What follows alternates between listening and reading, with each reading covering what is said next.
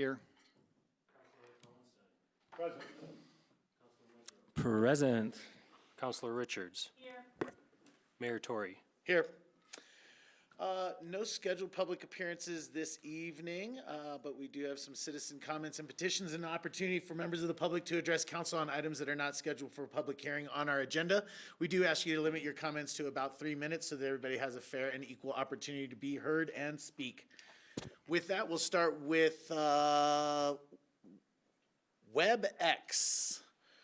If there are members of the public that are on WebEx that care to address council this evening, please go ahead and unmute yourself and introduce yourself for the record. You're right side. And I'll make one more call for members of the public that are joining us via WebEx. If there are any members of the public that wish to speak this evening that are on WebEx, please unmute yourself.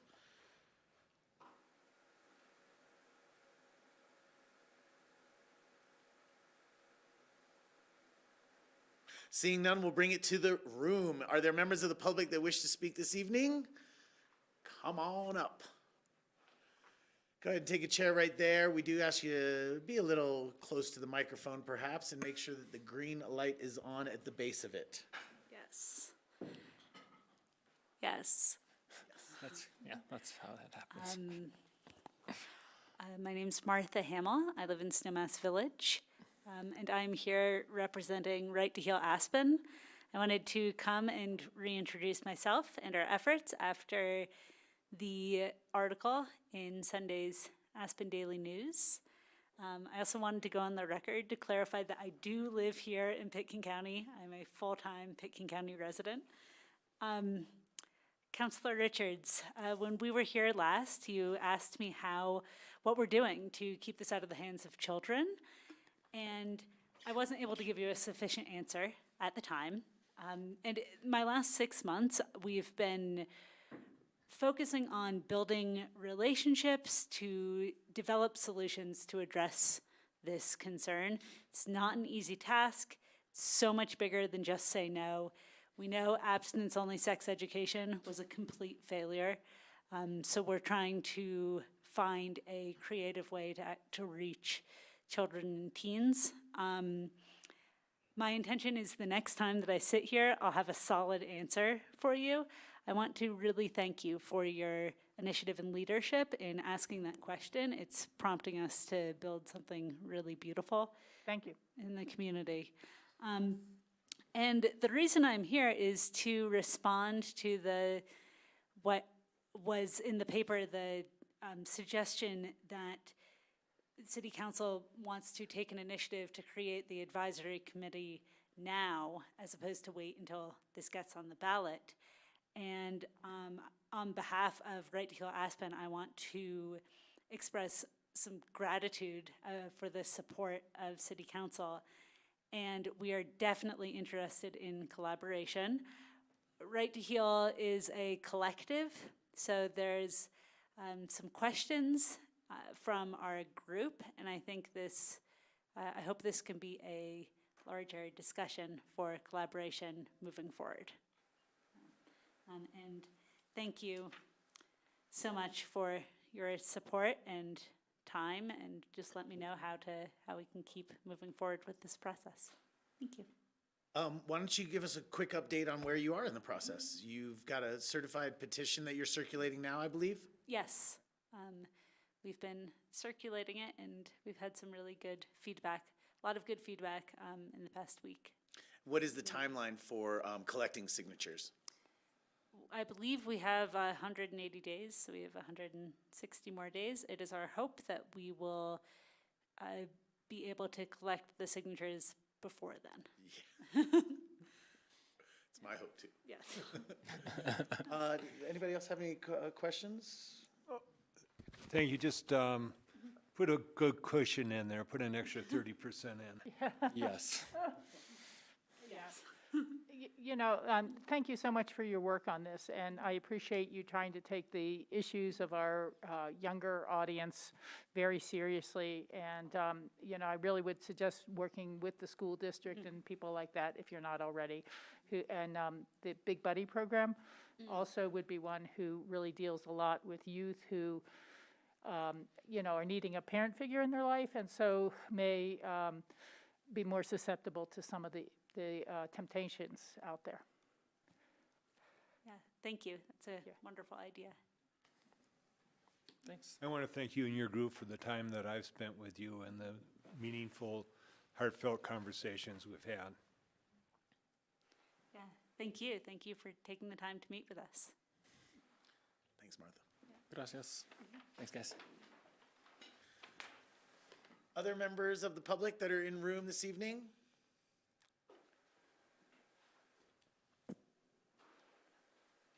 And because we're running so on time and efficiently, I'll look back at WebEx to see if there are members of the public that are joining us on WebEx that might have just logged in.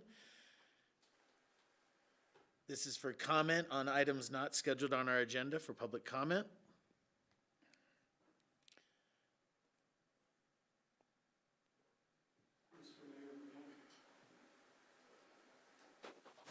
May I clarify something regarding that statement? Are you intending to take comment on the action item, the last item on the agenda? I don't believe so. Then there may be individuals that would comment here in public comment, particularly Mr. Citron, if, but I was not sure, and I meant to confirm with you, and I apologize, as to whether you were going to take public comment at that time for that item. No, I was not planning on it. Mr. Citron, are you wanting to comment on an action item? And did you care to share any comments? Sorry for the city attorney to. It's my fault. Yes, Mayor Tory, sorry about that. Yeah, I sure. am actually appearing on behalf of Jing Restaurant on the question of the temporary structures, which I understand is scheduled to be later on the agenda. I can present my comments now, or my plan was to appear before council and provide commentary at that time. This is scheduled as an action item that's not really slated for public comment, so I'd prefer that you did that now. That'd be great. Sure. Okay. Well, as council is aware, Jing has an enclosed temporary structure on its Main Street frontage that was erected pursuant to the COVID protocols that were permitted back in 2020 and terminated on May 1st. Jing is aware that other restaurants in similar circumstances have been making modifications to their temporary structures, and Jing is prepared to do the same, but would like the council to consider the following. If the roof structure on the patio is permitted to remain at least to a date certain at the end of the summer, they are prepared to remove all of the walls at this time. I've spoken with both the architect who designed and the builder who constructed the temporary structure. Both have confirmed that it is a post and beam style structure. The roof is supported by posts and beams as well as being affixed to the wall of the permanent structure. In fact, the temporary structure recently has been inspected both for fire compliance in November of 21 and passed, and for had a building inspection in December of 21 and passed. So there appears to be no risk of harm to the public if they're permitted to maintain the roof structure. This would be a consistent use as they used the patio for prior to COVID. The patio is fully on private property. It is not at all in a public way. And in fact, as council may be aware, last year, and I believe the year before, they had cafe tables set up on the public sidewalk, which have been requested not to repeat this year and agreed not to repeat this year. So essentially, they'd be using the public space in an open air way, just with a covering in a way that was historically consistent with how they've been using it prior to COVID, which was as tables with either canvas covering or umbrellas. And we believe that the use as proposed is consistent with the city's pedestrian amenities program. I should also note that Jing has submitted to the building department recently a permit application for a permanent structure in place of the temporary structure.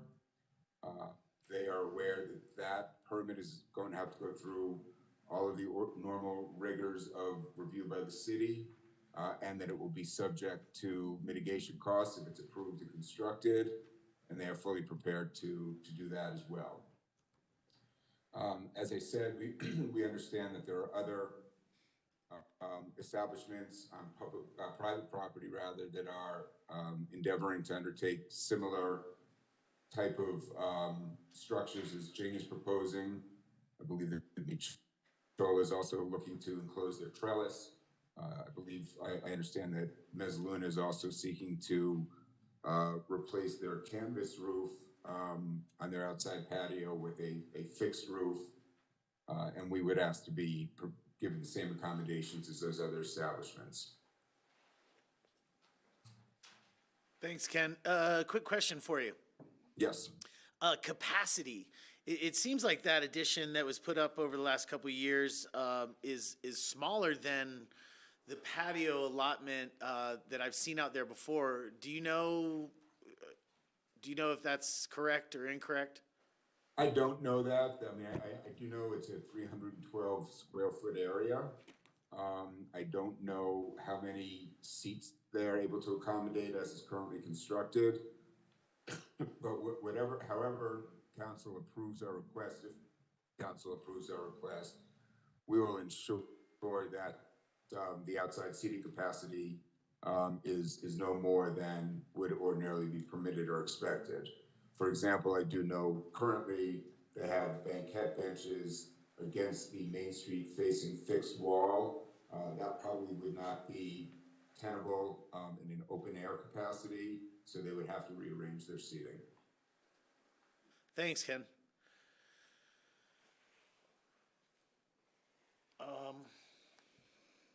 Any other members of the public that wish to make public comment this evening? If you're on WebEx, go ahead and unmute yourself.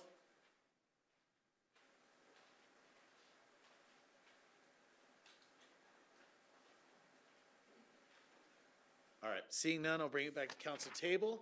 This will bring us down to special orders of the day. Council member, mayor's comments. Council members this evening?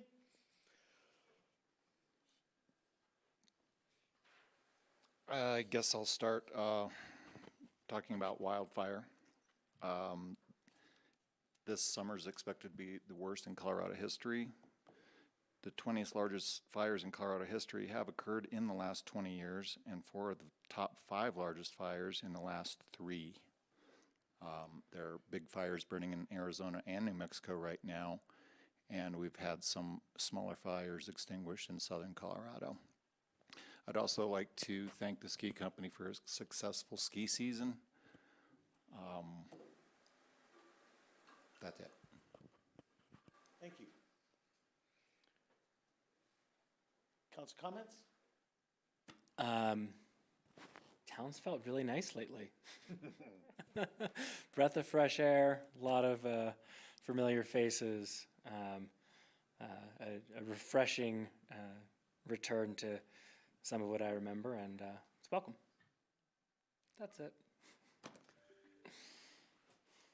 Nothing this evening. No comments. All right.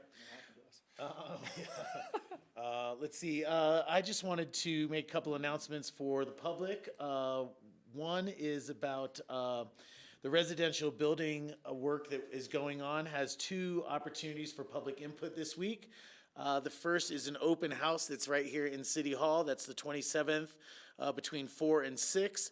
And then there is a pop-up listening session that is on the pedestrian malls, and that's on the 30th between 11 and 1 on the pedestrian malls. So more opportunities this week for public input in our residential building codes and some of the work we're doing there. The only advice I have for enjoying yourself this evening is not till later, so you're right where you want to be right now, but Grateful Shred will be playing at the Belly Up this evening. So Pete Strecker will see you there. Playing the lead guitar? Hungas, I believe, is his Oh, lovely. those are my comments this evening. That'll bring us down to agenda amendments. I don't see any this evening. And city manager's comments. Sarah? Good evening, Mr. Mayor and members of council. Just wanted to make you aware, again, that there will be a prescribed burn in the Hunter Creek Valley, and the exact date has not been set, but the conditions are getting prime to have that burn occur. So not to be alarmed, but we'll expect some deteriorated air quality and things like that to occur during the prescribed burn, just as a heads up. Thank you. They probably are already planning this, but usually they'll change some of the street variable signs to say, don't call 911. There's a control burn. I just want to make sure we do that so we don't overload the 911 department. Sure. CDOT has been making those changes along Highway 82 as well for the Taylor Creek prescribed burn that I think just finished up over the weekend. So it's in their communication plans already to make those kinds of changes. Can I ask a question out of ignorance, but as someone who runs in that region a lot, what's the protocol? How do we sort of create a perimeter so people don't accidentally wander in other than they look up and see smoke? Well, we're relying on people using common sense. So it would be don't enter. Would be my first suggestion. There is signs that are utilized to help educate folks, as well as media releases. It's not meant to be a watch area. There is typically, when you do a prescribed burn, there's monitoring staff. Okay. So there are typically people on the ground who will tell you first nice and then probably very meanly to get out. But that's not been really an issue. And when we did the last prescribed burn up there in 2015, I think that's right. I don't recall anyone sharing that there were issues of watchers, if you will. Okay, thank you. Sarah, I have a question for you. Roundabout construction, I guess, really hit its phase this week. Monday started kind of the concrete work, perhaps? No, we're still in demo mode. We're not to the worst of it.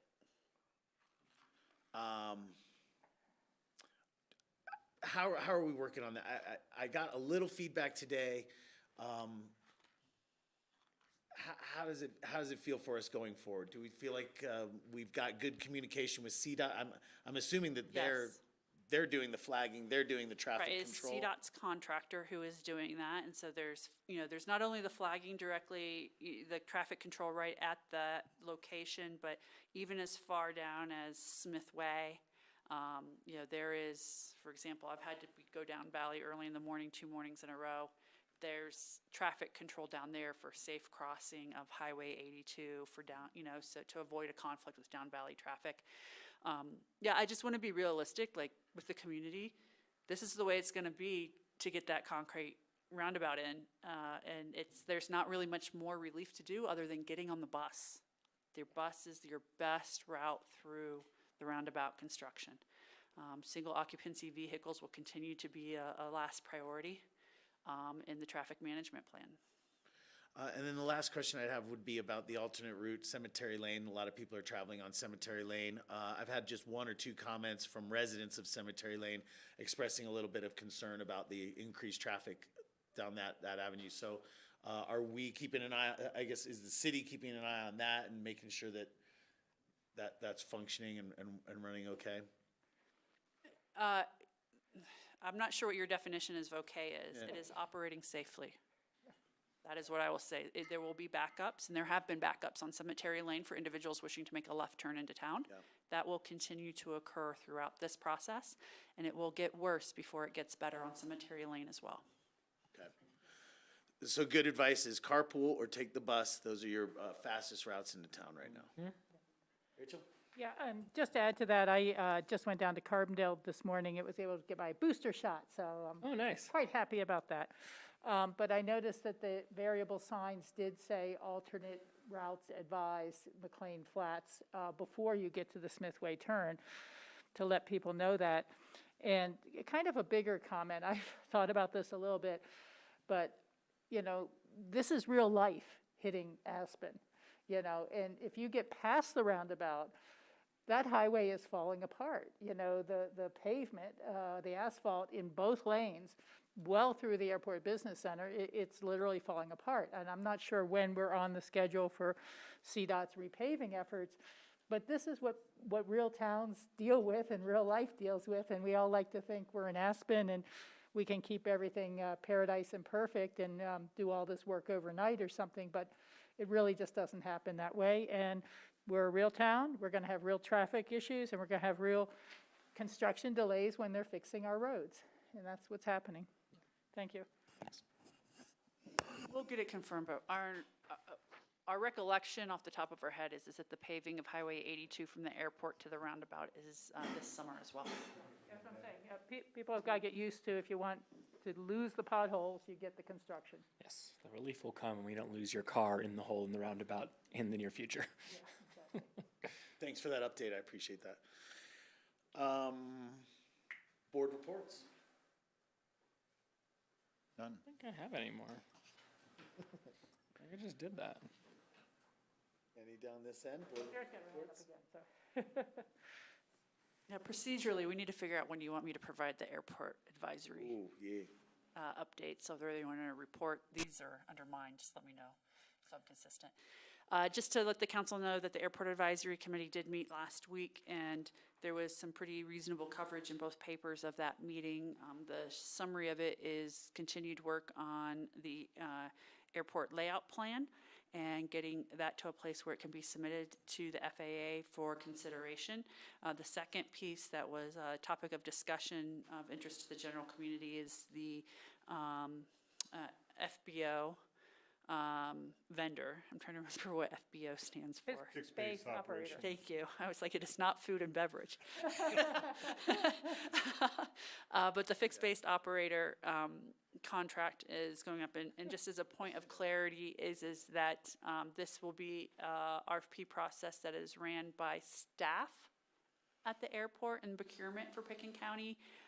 The Airport Advisory Committee's role was more to provide input into considerations, but will not be evaluating or making recommendations on a vendor to the BOCC, just to clarify roles. Thank you.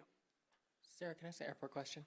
There's an upcoming closure of the runways. Can you just describe that real briefly? Sure, the closure, I believe, begins May 1st through the 15th. It's either the 2nd or 1st it begins. I apologize, I don't remember off the top of my head, but the airport opens back up on the 16th. It's for annual pavement maintenance on the runway during that time period, so this is more of a mill and overlay project. It is not a reconstruction of runways. No changes, just refinishing. Right. The airport layout plan gets into, though, the bigger work that would be required and what might be required in terms of phasing in order to keep the airport open in some capacity. Got it. Thank you. I'm out of order, but I did want to mention that the high school play for Into the Woods was a wonderful production, and everybody that was involved in it did a fantastic job. The lighting was magnificent. Nice. The whole thing from curtain rise to curtain set was wonderful. Love that. Thanks. Board reports? Yeah, thank you. I think I mentioned this briefly last night, but I will take a moment longer. As part of the Club 20 Executive Committee, I heard a briefing on Friday with Carrie Kennedy who I believe is working in the governor's office on the budget and things like that. And she set up a briefing so that our region would have a heads up on potential ballot measures. There are 16 now under consideration where people have filed for titles with the title board, and which special interest groups are gathering signatures for those. They're going to be polling and testing those and narrow them down to a smaller number. But given the reassessment in property values and the great increases that have happened, she had shown a map, and I'm trying to get the slide deck, frankly, that showed a number of counties that have seen over 15% increase in property values in the past 2 years, in the past reassessment cycle. Others and non-residential coming in around 9%. This gives us a pretty high state average, and people are concerned that people's property tax bills will be going up too high. And so, unfortunately, the considered measures are similar to California Prop 13, which locked in the rate of increase of property tax at a kind of random percentage, 2% or 3% a year, something like that. And if your home goes up in greater value than that, it just remains untaxed permanently until it is at least sold. Some measures that are being tested would have it reset on resale. Some would not have it reset at all.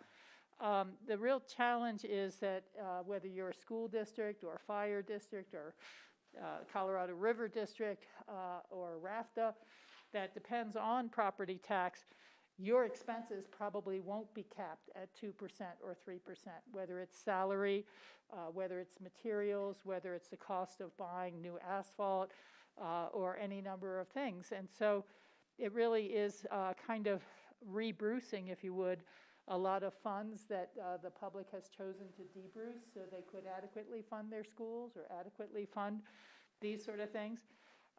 There's an interesting countermeasure that is also under initiative process, and it's being put forward by Bernie Busher, who is a Democrat, was a former state treasurer, I think, or secretary of state, I can't remember which. But he's out of the Grand Junction area, and he is working with the head of the Special Districts Association to put a ballot measure on the state ballot that would say that there cannot be statewide ballot questions affecting the taxes of local counties or municipalities or districts. And this is very similar to, say, the Front Range voting to change the wolf law, where the vast majority of reintroduction of wolf came from the Front Range, but they're not going to be reintroducing wolves there. And so you have a lot of very conservative groups who would like to lock in a low tax rate for themselves and their property valuations going forward, but there's really no consideration of what that would do to the property tax of rural hospitals, rural fire districts, rural school districts. And that's why they were trying to give us a heads up first. The other kind of concern that goes along with that is the potential that the state legislature in this last month of the session will try to take some sort of proactive action and cap it for us. And so, you know, I just want to say that the last time we saw significant increases in our assessment value when I was a county commissioner, we made the choice not to collect the full mill levy that we could. And we sent a letter to all the other taxing districts that are on your property tax bill in Picken County and asked them to please not collect your full mill because it was so much at once for everyone. And I think that it's kind of odd, but we're moving steadily away from representational government, where the board that has to pay the salaries for the school teachers or figure out how to fix the buildings really don't have the control or are not trusted to say, no, I don't need to collect a 15% increase because of the property values in this one area going up that much, and choosing only to collect 3% or 4% instead of having their hands tied and then have to deal with just the resulting cuts in service that those funds used to pay for. So I really just want to point this out, that we always kind of think we're on a good cruise control for our budget. We certainly haven't raised our mill levy in a very long time for any purposes. But that steady state that we see our budget in might be affected by new state ballot questions. And, you know, hey, it's really tempting to put something up there that says your property taxes will never go up. It doesn't tell you that you're not going to have the same fire service protection personnel that you used to have 10 years prior. So that was really my report from Club 20. Thank you. Thanks. And also, the last thing is that they really kind of were saying, individual jurisdictions, finance departments should take a look at what these will do to you. That the state could model some things, and what they had modeled was if a law like that had been in effect 20 years ago, and for the most part, you would see 30 to 40% of people's current property value not being taxed. And the worst part is that in the real rural areas, they don't see that sort of increase. So they continue to kind of pay their full truck, their full pro rata share of property taxes, but the more affluent homes that appreciate faster are the ones that receive the tax benefit. Thank you. Thank you. Other board reports, this morning I met with the ACRA board, and we actually had Philip and Ben join us this morning to give a presentation on some of the work that's going on under the moratorium. It was a good meeting today. You know, a lot of support and a lot of input for what the city is doing, and a lot of support for council members. So I just want to pass that on to you. And that'll bring us down to our consent calendar.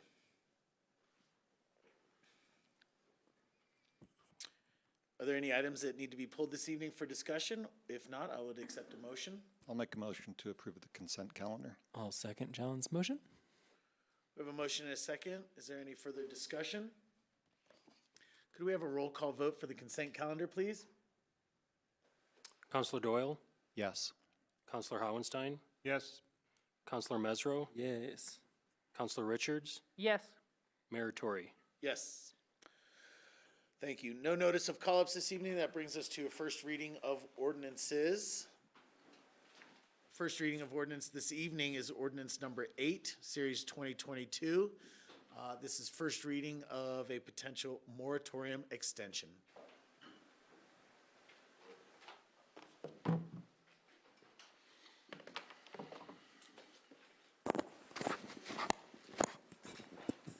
Welcome, gentlemen. Thank you, Mayor and Council. Philip Supino, Community Development Director. Ben Anderson, Planner with Community Development. I'll just have a brief presentation this morning, a couple comments before we get into council discussion. So again, ordinance number 8 would extend the current moratorium on residential development by an additional 2 months. To be clear for council and members of the public who may be listening, the short-term rental moratorium was reaffirmed by Ordinance 26, series of 2001, establishing an expiration date of September 30th of this year. So this action this evening would only affect the extension of the moratorium put in place by Ordinance 6, series of 2022 on certain types of land use applications and building permit applications. The extension, frankly, is necessary. In staff's estimation, it is necessary to provide us the time needed to deliver on council's expectations for this process. I will remind council and the public that from the beginning, staff has identified 4 primary constraints to this process: time, the pandemic, the wickedness of the problem, and the divisiveness of some of the issues that we are discussing with the community, with council, and with stakeholders. And I think all 4 of those are very prominently at play in the need for this extension.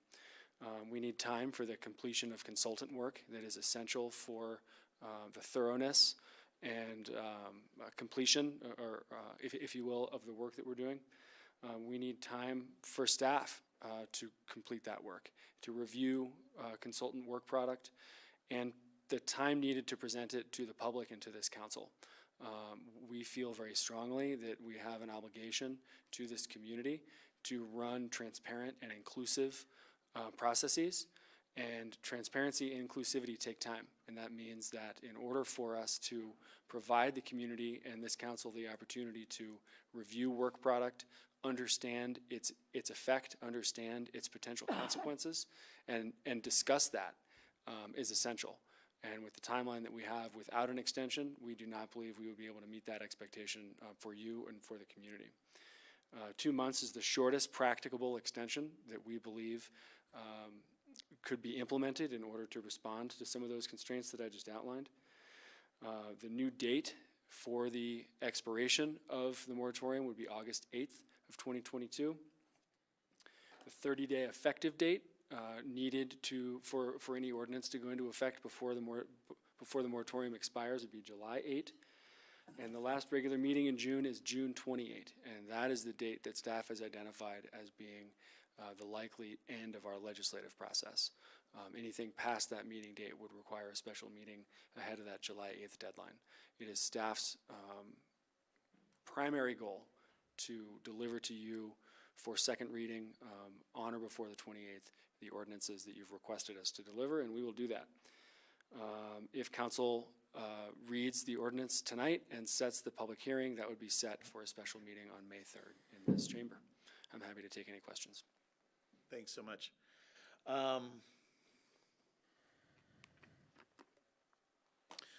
Before I look to council members for questions and comments, I wanted to make my own. I wanted to start off, there was an article in the paper today that I expressed my disappointment in the extension. I want to make it very clear, there's no disappointment in the work that you guys have done, that staff has done. There's no disappointment in your aggressive schedule that you chose at the beginning. And there's no disappointment in the fact that you are, very fairly asking for an extension here. I just want to be clear about that. Obviously, disappointment is probably the wrong choice of word. I would say it's unfortunate, but something that I see is possibly necessary. So I just wanted to, again, be clear with you that all the work that you guys have done and staff as well has just been absolutely super, and I appreciate the work that you've done. And my comments in no way were reflected on you and what you're doing. With that, I want to look around to council members for comments and questions. Yeah, thank you. Philip, would it be fair to say that you have the contractors and any outsourced resources that you need to complete the work currently under contract, and the work is in progress? Yes. Okay. Thank you.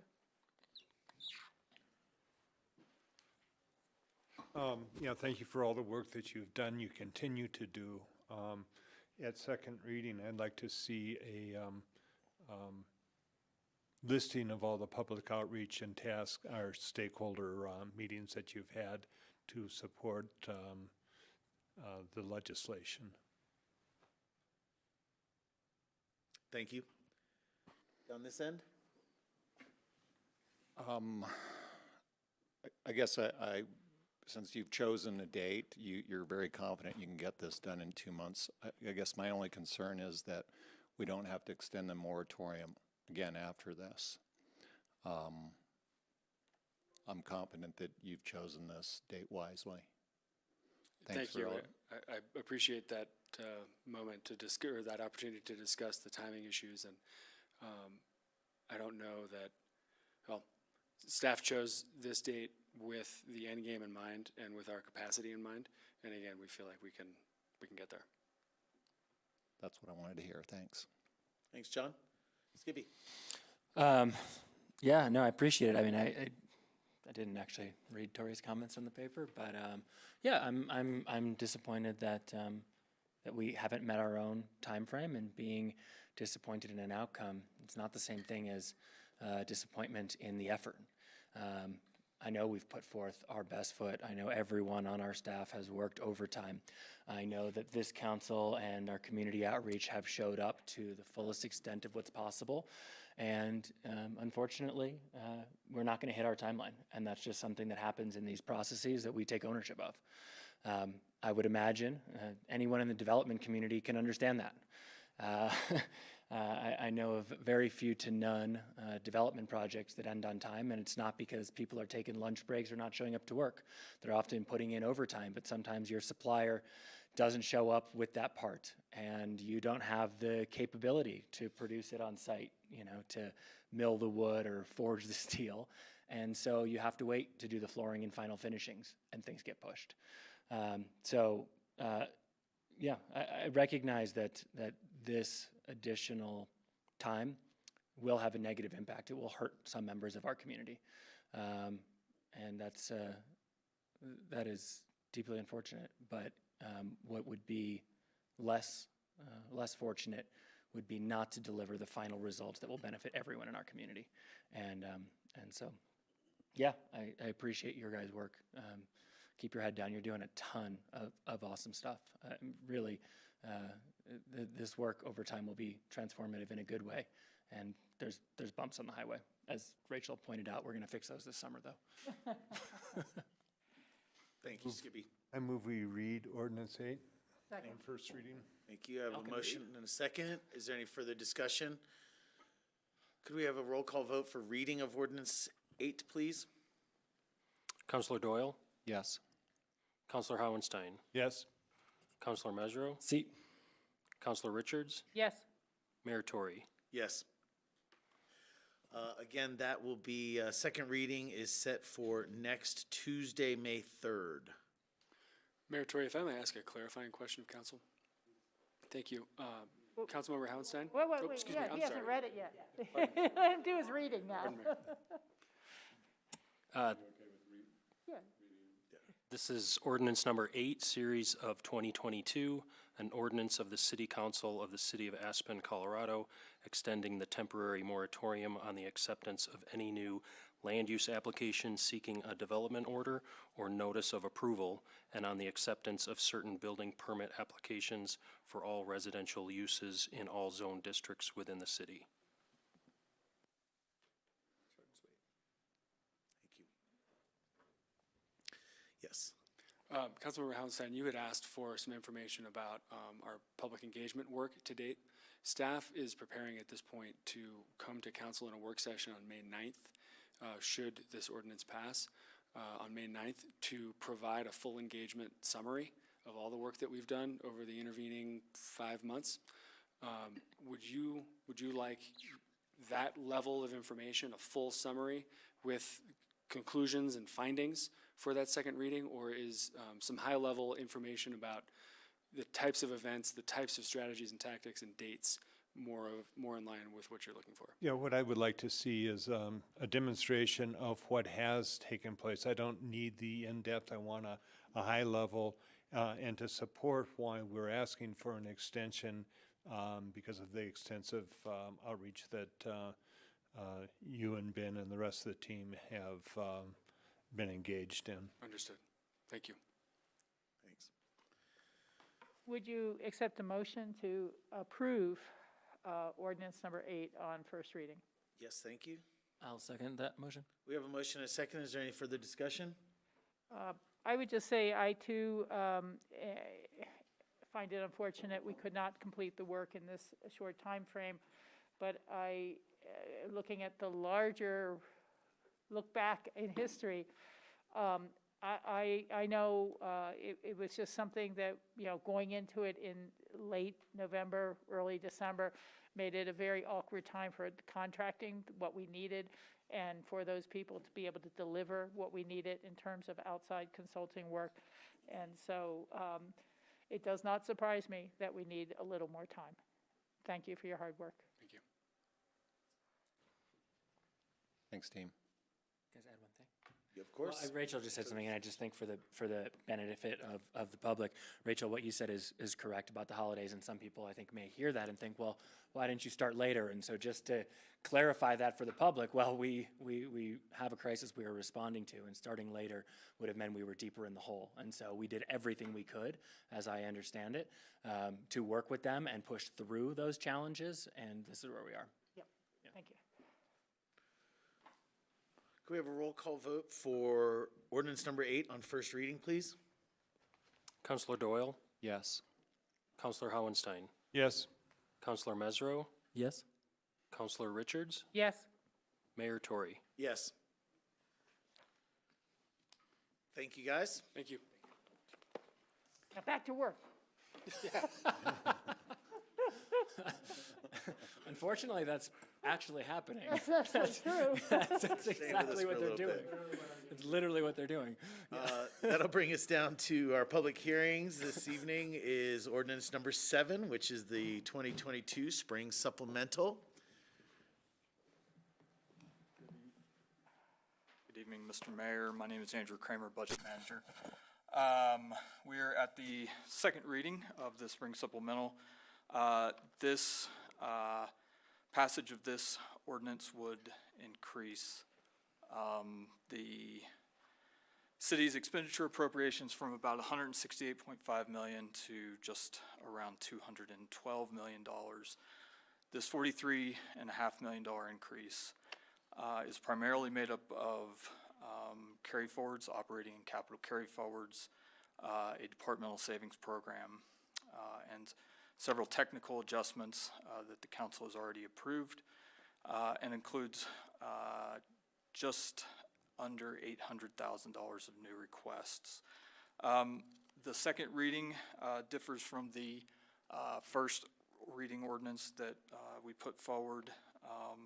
It increases the compensation as part of the compensation and classification study by $477,000, which is slightly less than the $550,000 that we proposed. The $550,000 would have included amounts for APSHA, which was in your consent agenda, and then just the way that the numbers worked out, it was just slightly less than what we had initially proposed. One-time arts grant funding was increased by $200,000, which will mean total arts grant funding for 2022 would be $600,000 in the Wheeler. There's $35,000 for sewage and drainage work out at the Red Brick, and then one just adjustment on the fund balance was a $4.5 million increase in the transportation fund.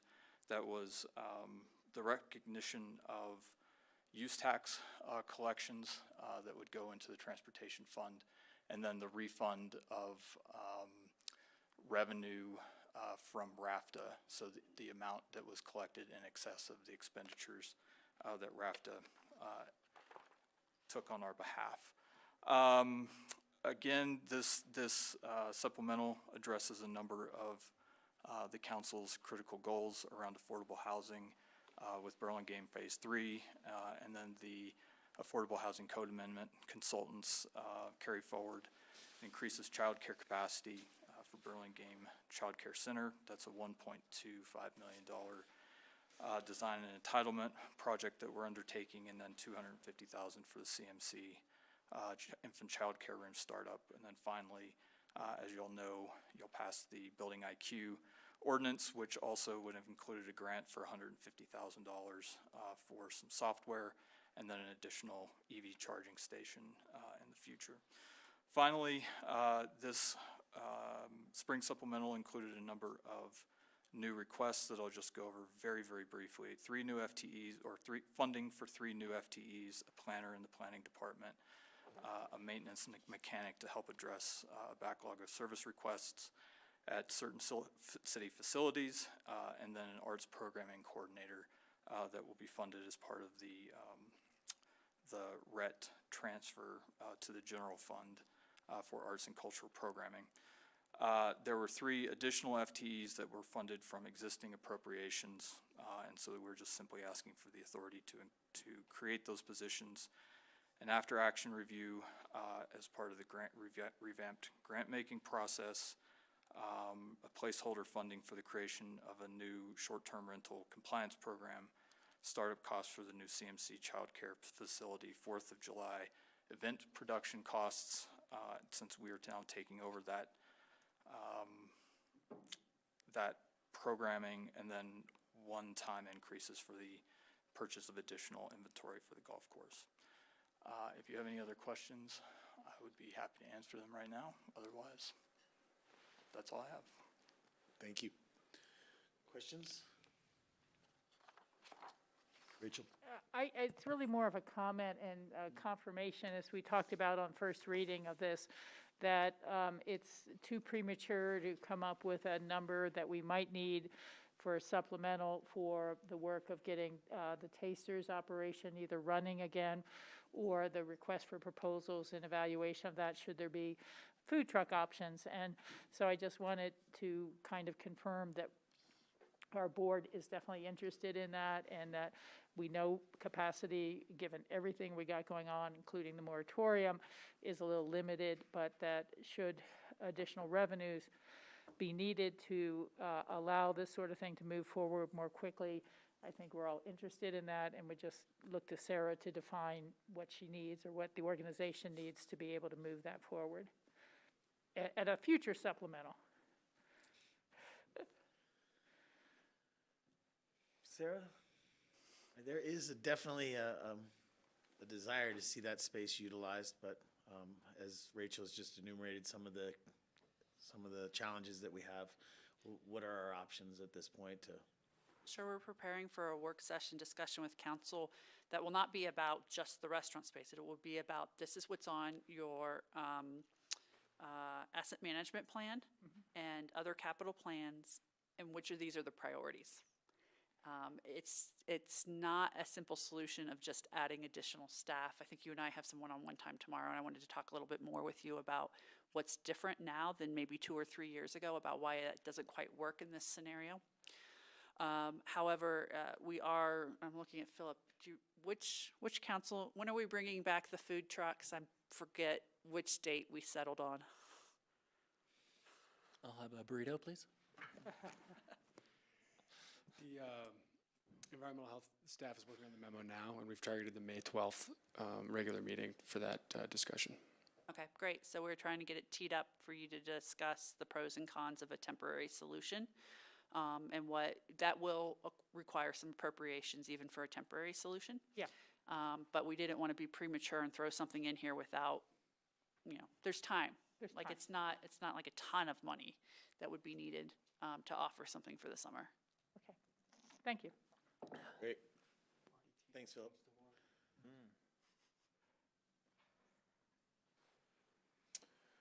Any other items, council? This is ordinance number 7. Public hearing. Hey, y'all. Members of the public that wish to comment on ordinance number 7 this evening? If you are on WebEx and care to comment on spring supplemental, please unmute yourself and introduce yourself.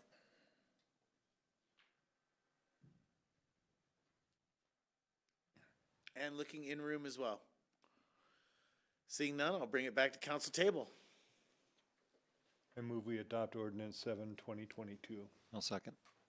We have a motion and a second. Any further discussion? Could we have a roll call vote for our ordinance 7 spring supplementals? Counselor Doyle, Yes. Counselor Howenstein, Yes? Counselor Mesro, Indeed. Counselor Richards, Yes, Mayor Tory. Yes. Andrew, thank you so much. Thank you, Andrew. now you can work on the next. Oh, we already are. I know what you do. Does anybody need a 2-minute? This next one Yeah, I would might do- be a I'd little make bit 2 longer. Sorry, Diane. Nice. I like Get her that. I like slack that up. response, but just to be clear, let's just go ahead and take 2 minutes if we could, 2 or 3 minutes. We have 2 council members that are stretching their legs real quickly, so make that 3. Is the on-air a new thing, new Yeah. sign? Yeah. Good, I'm glad I haven't missed that for the last few meetings.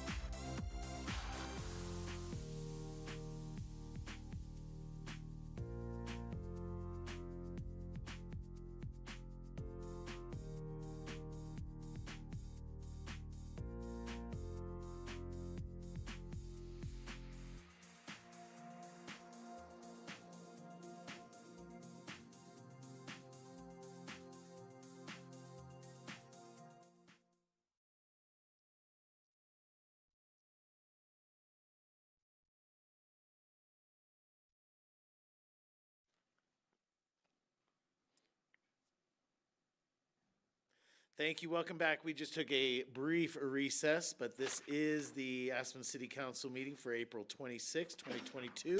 We are down to action items on our agenda, and our first action item is consideration of resolution number 57. This is the 2022-2026 Affordable Housing Strategic Plan. Mr. Mayor and Council, thank you for all of the help you have provided both in 2 work sessions where we did a copious number of edits, and thanks to Angie Sprang, who also took notes during the whole session. So there are a number of edits to this document. I wasn't planning on going through them. Probably the only biggest edit to it is thank you to council members for your work on the decision matrix and the goal.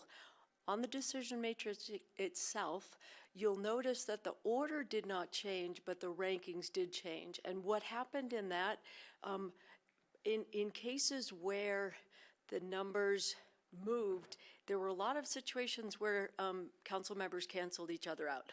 So one went high, one went low, and we ended up back where we started. So it is now, however, and this was really important to staff, and I appreciated that during the discussions with the team of folks who are listed, I think, on page 3, it was important to the group that City Council got to weigh in on that. The second piece that City Council weighed in on is the goals, and those appear both on page, I don't have the packet number, but in the report, oh, I don't have glasses, it's page 18 of the strategic plan itself. And 69 of the packet. is that 69 of the packet? Thank you, Mayor. The 251.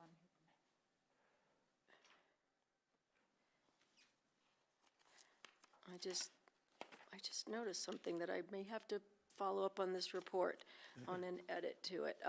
There are 7 items that ended up as ranked tactics, and I will have to double check that one. 1, 2, 3, 4, 5, 6, 7. There may be an edit I'll need to make in this, so I will ask if council wants to pass the resolution tonight to pass it with a modification and representing the table that's in the policy memo, not the one that's in the report. That might be, wow, we spent a lot of time on this, and I think I'm missing the lumber yard of all things. We know a little bit about it. I know you know a little bit about it. Anyway,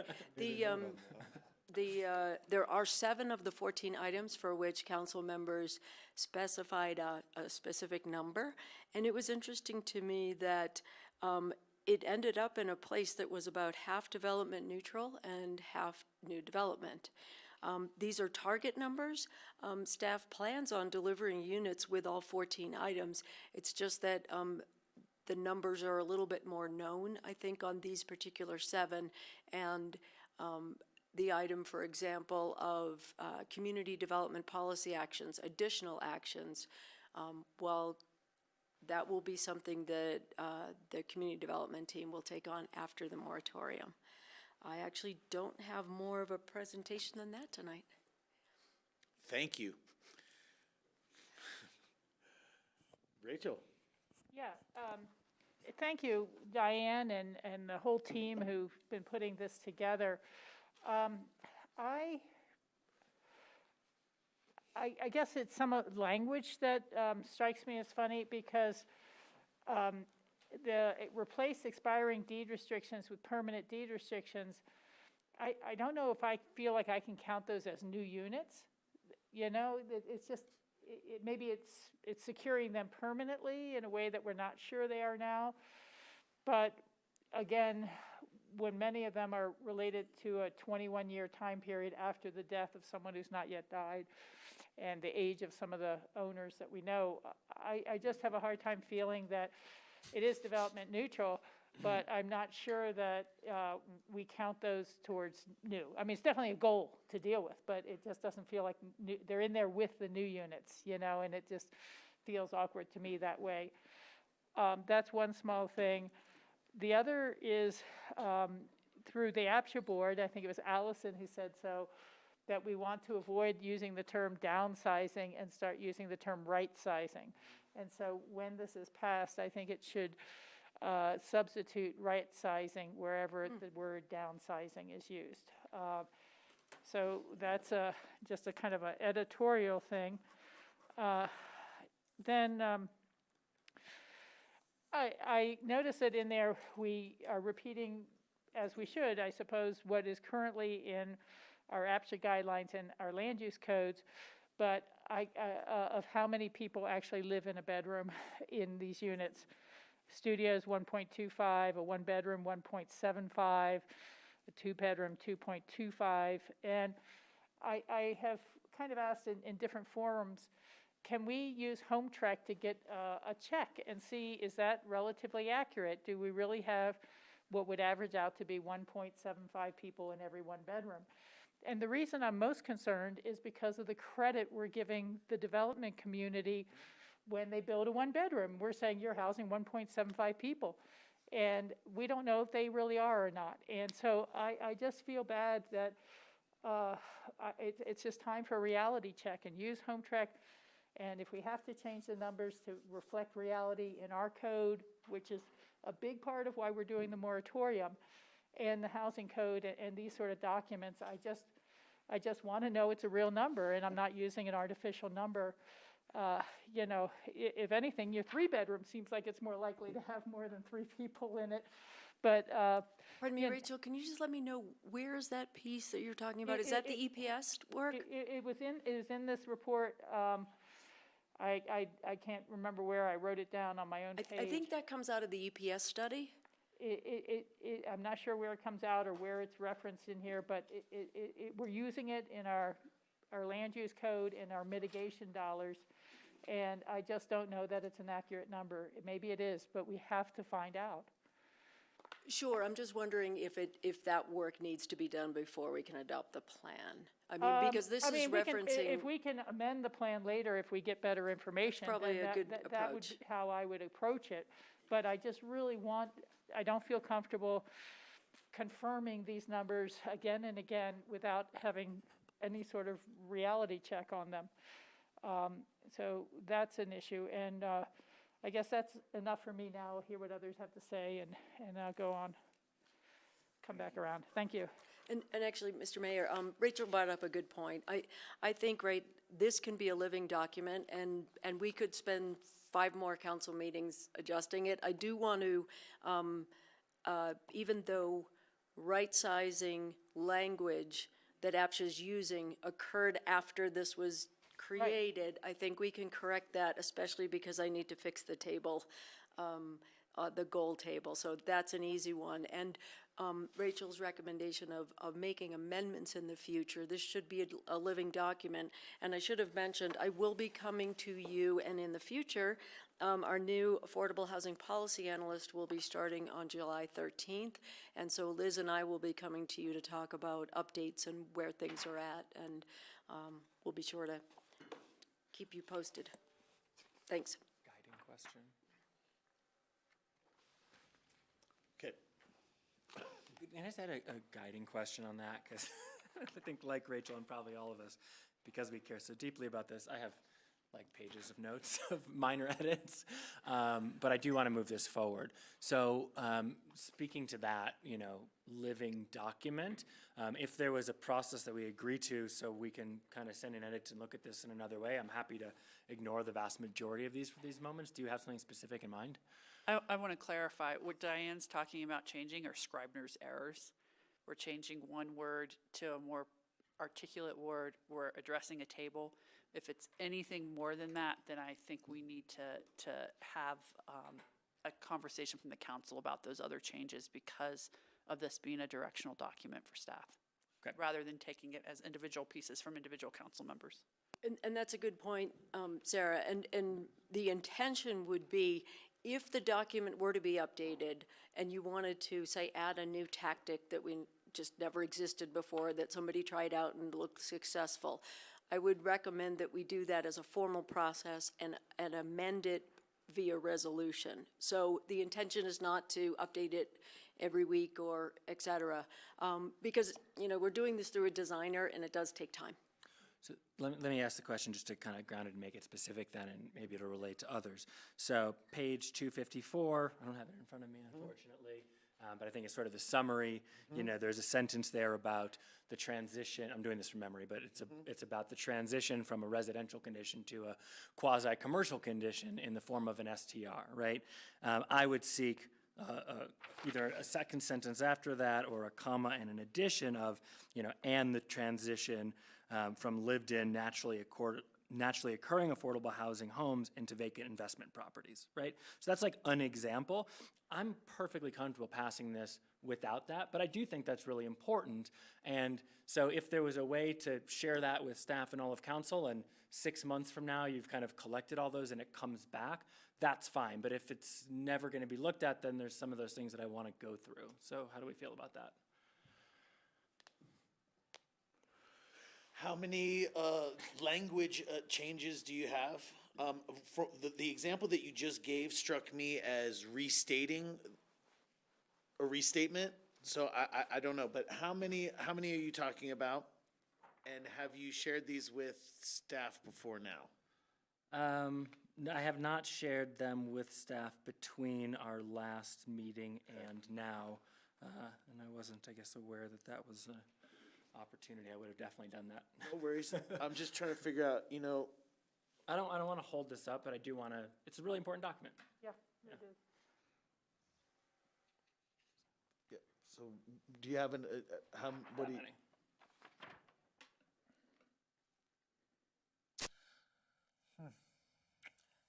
So two thoughts is, one is that the edits that you made on the 8th and on the 15th of February, you made as a group.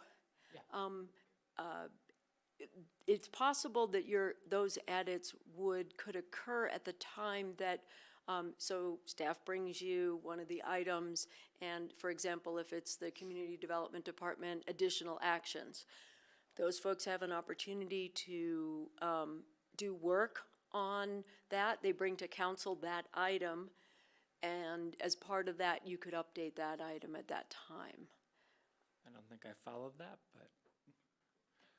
I think we're a little handicapped right now, just not knowing the extent of those comments. So my suggestion to the council is that you really have three options. You either move forward without them at this time, you delay and request Councilor Mesereau submit those to staff, and we will do a red line for you, and we bring it back to you on May 10th. Or third, you ask Councilor Mesereau to circulate those amongst you. He can just forward them all to you, and then that those be put on the list for the next time that there's a update to the plan document. That we will keep a running list of potential amendments, and we will add those suggestions to the potential amendment list. Those are the three I can think of off the top of my head for you tonight. Let me just drill down a little further with you, Sarah, because I had also thought of something that has not been on the top of order for all of us, or when we were in this retreat. But what I'm wondering is, once this is adopted, can council take actions that are outside of this related to housing without it having to then be amended first? I am thinking about the potential that we're all looking at of some sort of prioritization program for the sales units at Burlingame 3. And does that need to be in our housing goals, or can that just be a decision of council and go forward at that time? My view is you can take those individual actions as a council. Those are implementation steps that you're taking. Yep. At that level. What I need from this document is direction for developing your budget. Right. And that's a huge piece to me, is understanding your priorities from that perspective. Okay. These little, I don't want to call them little, they're big Yeah. policy issues, but they're not as critical to the development of the 2023 budget for items like this. That's great clarification for me, because I kind of see it as development neutral, or to start prioritizing our own and live close to work, and is very consistent with our transportation goals. But if we don't need to add anything to this, and I don't know which way council really will go on it when we look at all the pros and cons, but you've answered my question, so thank you. Thank you. we'll come back to it. Yeah, I don't want to hold this up over some wordsmithing. I have no patience for going through a document and doing wordsmithing, so if Skippy wants to forward those proposed edits to us offline and go through it. I believe in a living document, and Diane, just so you know, I very rarely print this stuff up, but I thought this was such a fine example that I did print it up, and I think it's one of the best organized documents I've seen, and I really commend you on this work. I did have a question. What is MMLOS? Mellow. Give me a hint, because as you pointed out, it's a great document, and it was put together by a large team of about 8 people, so you have stumped me. Okay. How about TOD? What? That's Transit-oriented development. Transit-oriented design. Todd is a really nice guy. I think, and when we have acronyms mentioned in here, that not only for me, but for the public, that we mention what those really are, so. Oh, and I am a stickler for the first time it's mentioned, you spell it out and put in parentheses at the end, so I'm sorry if I missed that, and please let me know. No, I just think it's great work, and thank you for all the effort that's gone into this. And on Sarah's question, I don't want to hold this up. I think it's a living document, and I don't see a need to have every individual have a stamp on this through an added sentence here and there. But if you want to share those suggested edits with us, let's not spend time tonight going through all of them and do it offline.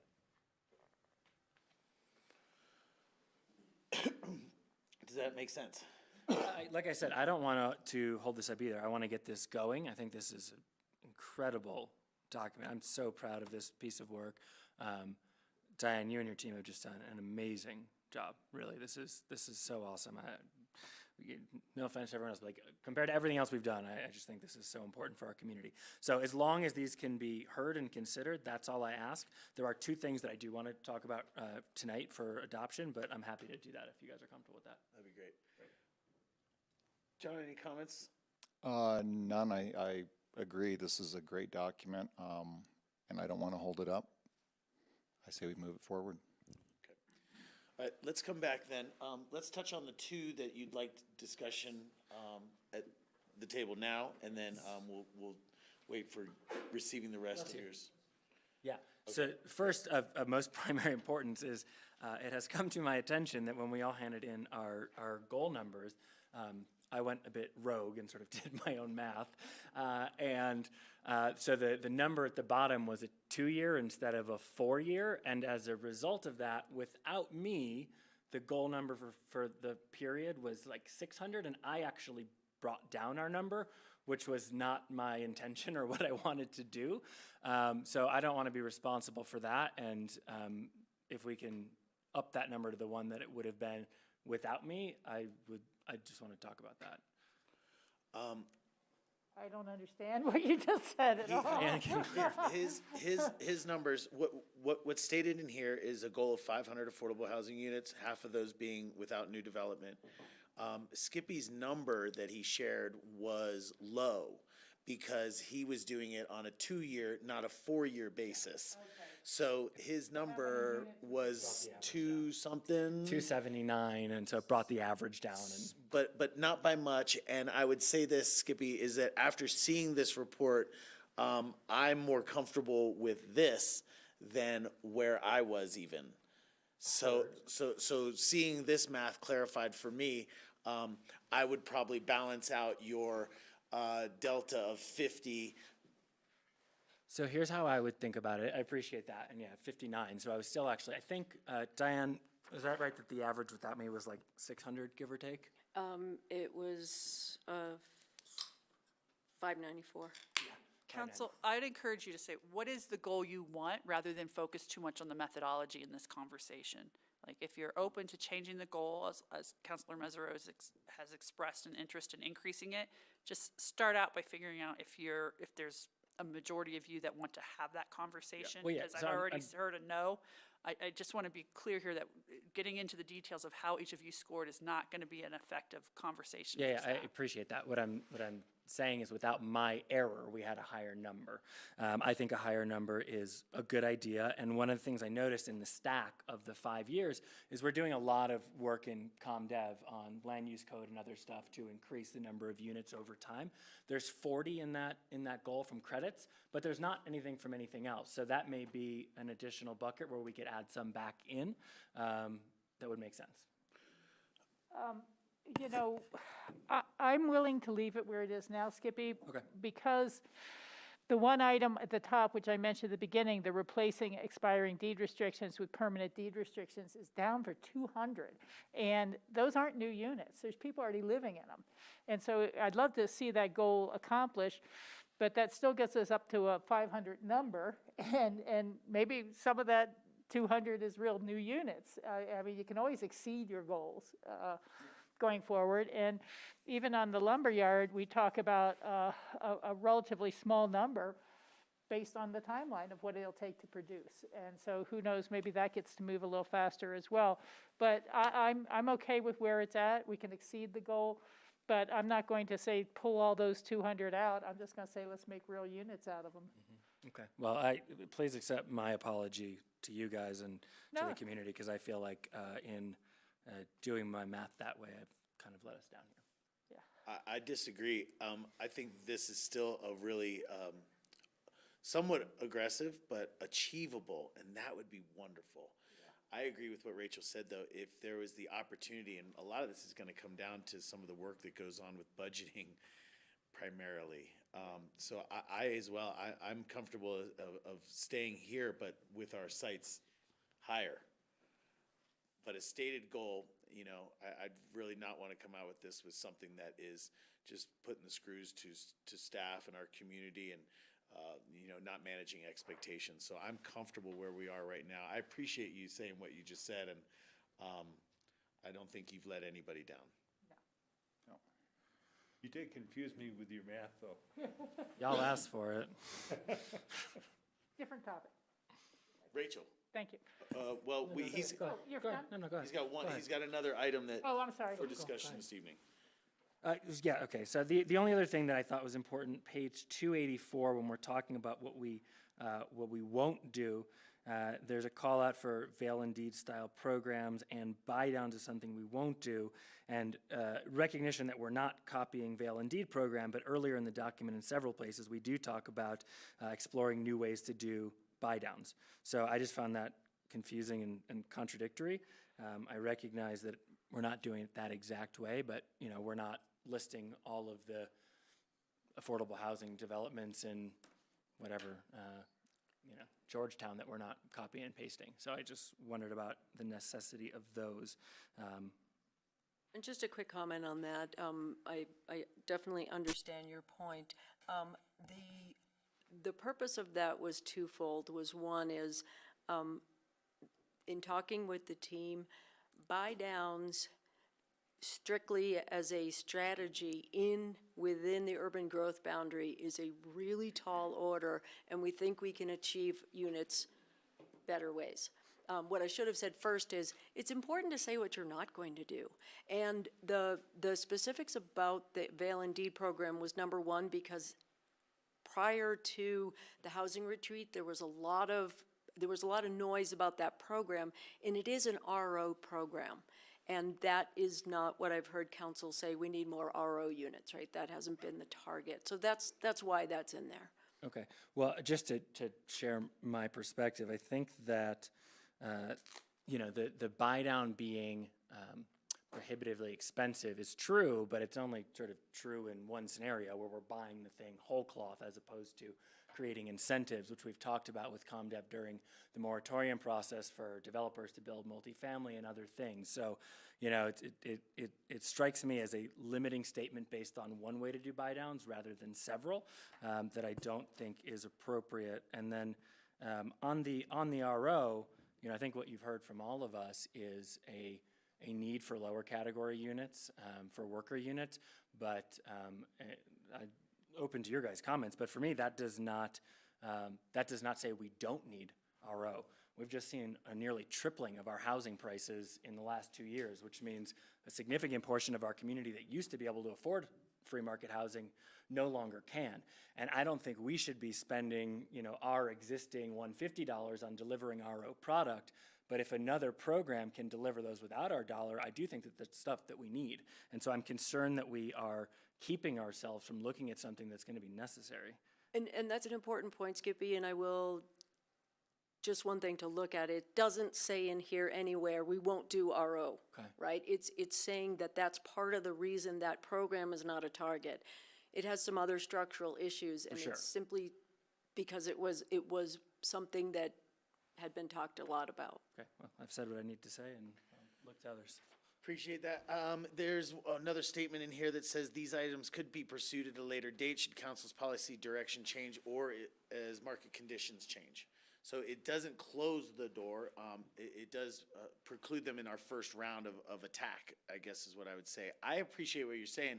You and I have had some conversations recently about mortgage assistance, down payment assistance, and the like. So I get where you're going. I know that there's more creativity behind it. Again, I guess I don't feel the need to take that out of this. I don't think it precludes. I mean, it directly says that it can be used at another time. Maybe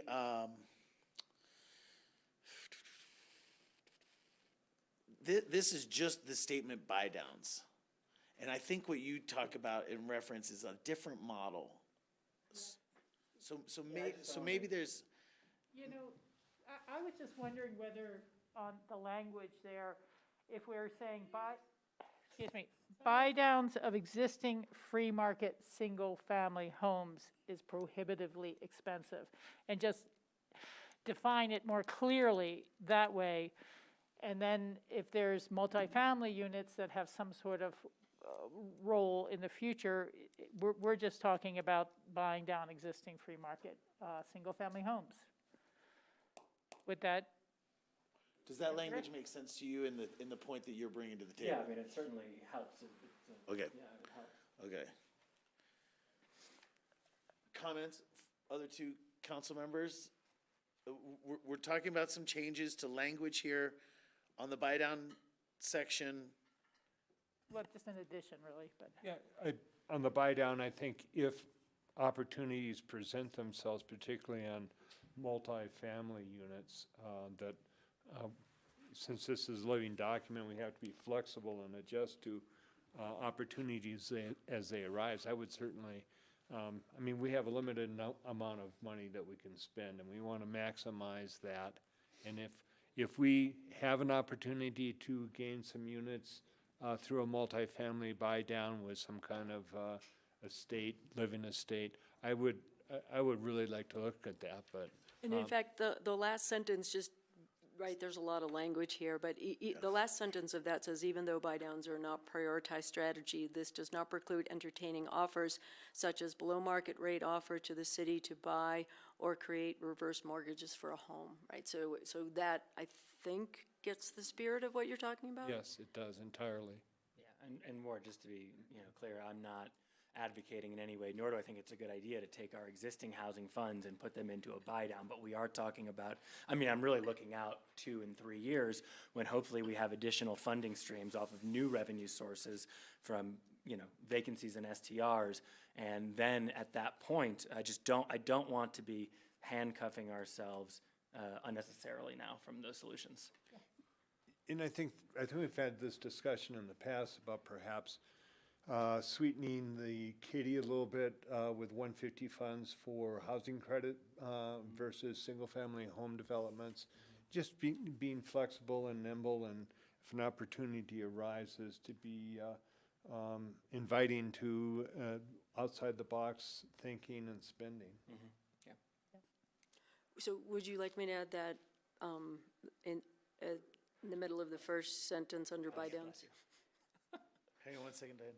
Rachel? Well, Diane had the question if the board wants to add that of existing free market single-family homes. Was that what you're looking for, or? Right, it would be, so, where it says buying down existing free market residential, do you want that to specify single family? We have yes as a suggestion. Acceptable language here, yes. And then we we'll have take that. the other language at the end that makes it very clear Thanks. that they still can be opportunities. Okay. different- Well, on that same sense, the one word, prohibitively expensive. That's not changing. I mean, if we're getting into language, it's not prohibitively expensive, it's just expensive. Anyway, Yeah, it's okay with me. I'm Okay. super happy with this document. okay, This has been a year in the making and it's lovely. yeah. Yes. Okay. I guess I have two things to add, that are, because you're Yep. done, okay. All good.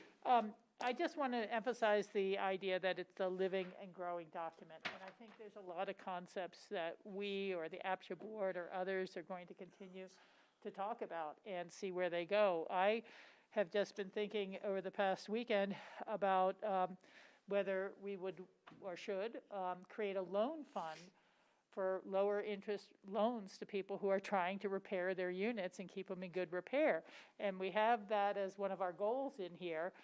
But, you know, interest rates are really rising. And if someone's getting a personal loan anymore, it's going to be 8 or 9% if they, you know, and their appreciation is capped at 3%. And so, you know, especially people buying new homes, or not new homes, but used homes, new buyers, they're going to be getting 5.5%, 6% mortgages and wanting to do repairs. And is there a way that we can make this easier for people or happen better? And we all know that your equity in a affordable housing unit is simple. It doesn't compound. But the inflation on replacing a refrigerator or mechanical equipment, they do compound. They don't go back down after they've gone up a bit. And so that might be something we all want to look at when we're talking about how do we keep the units in better shape. I don't know. But that would be something for the future, not to try to add tonight.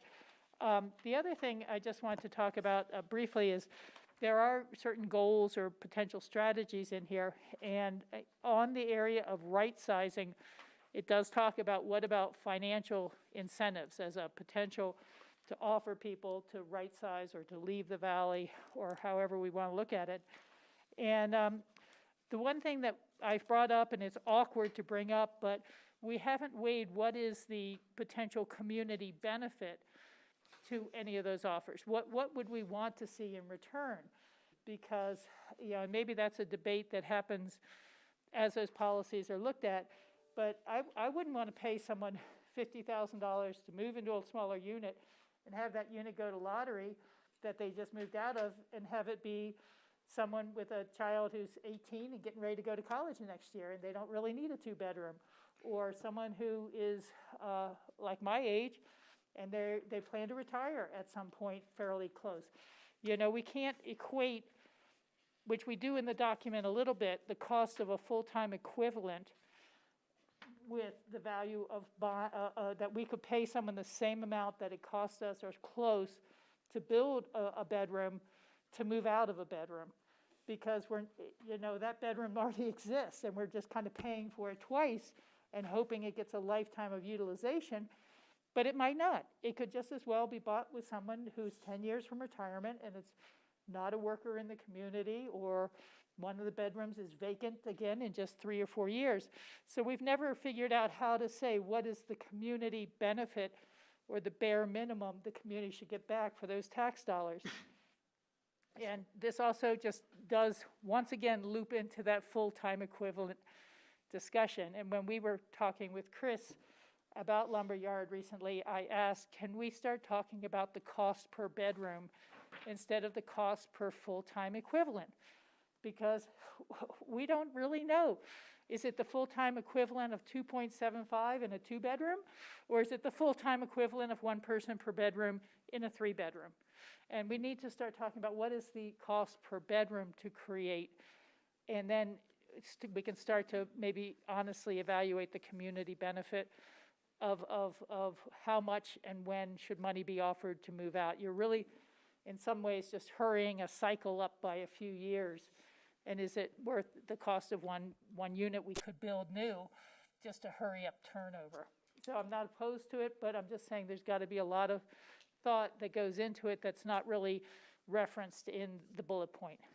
True, and Rachel, I think I got to participate in a meeting last week with Chris Everson, Matthew Gillen, Cindy Christensen, Bethany Spitz, and Scott Miller and myself about the right-sizing test at Burlingame, and it was exciting, and I will steal a little bit of Chris's thunder. We are not moving forward with a dollar recommendation.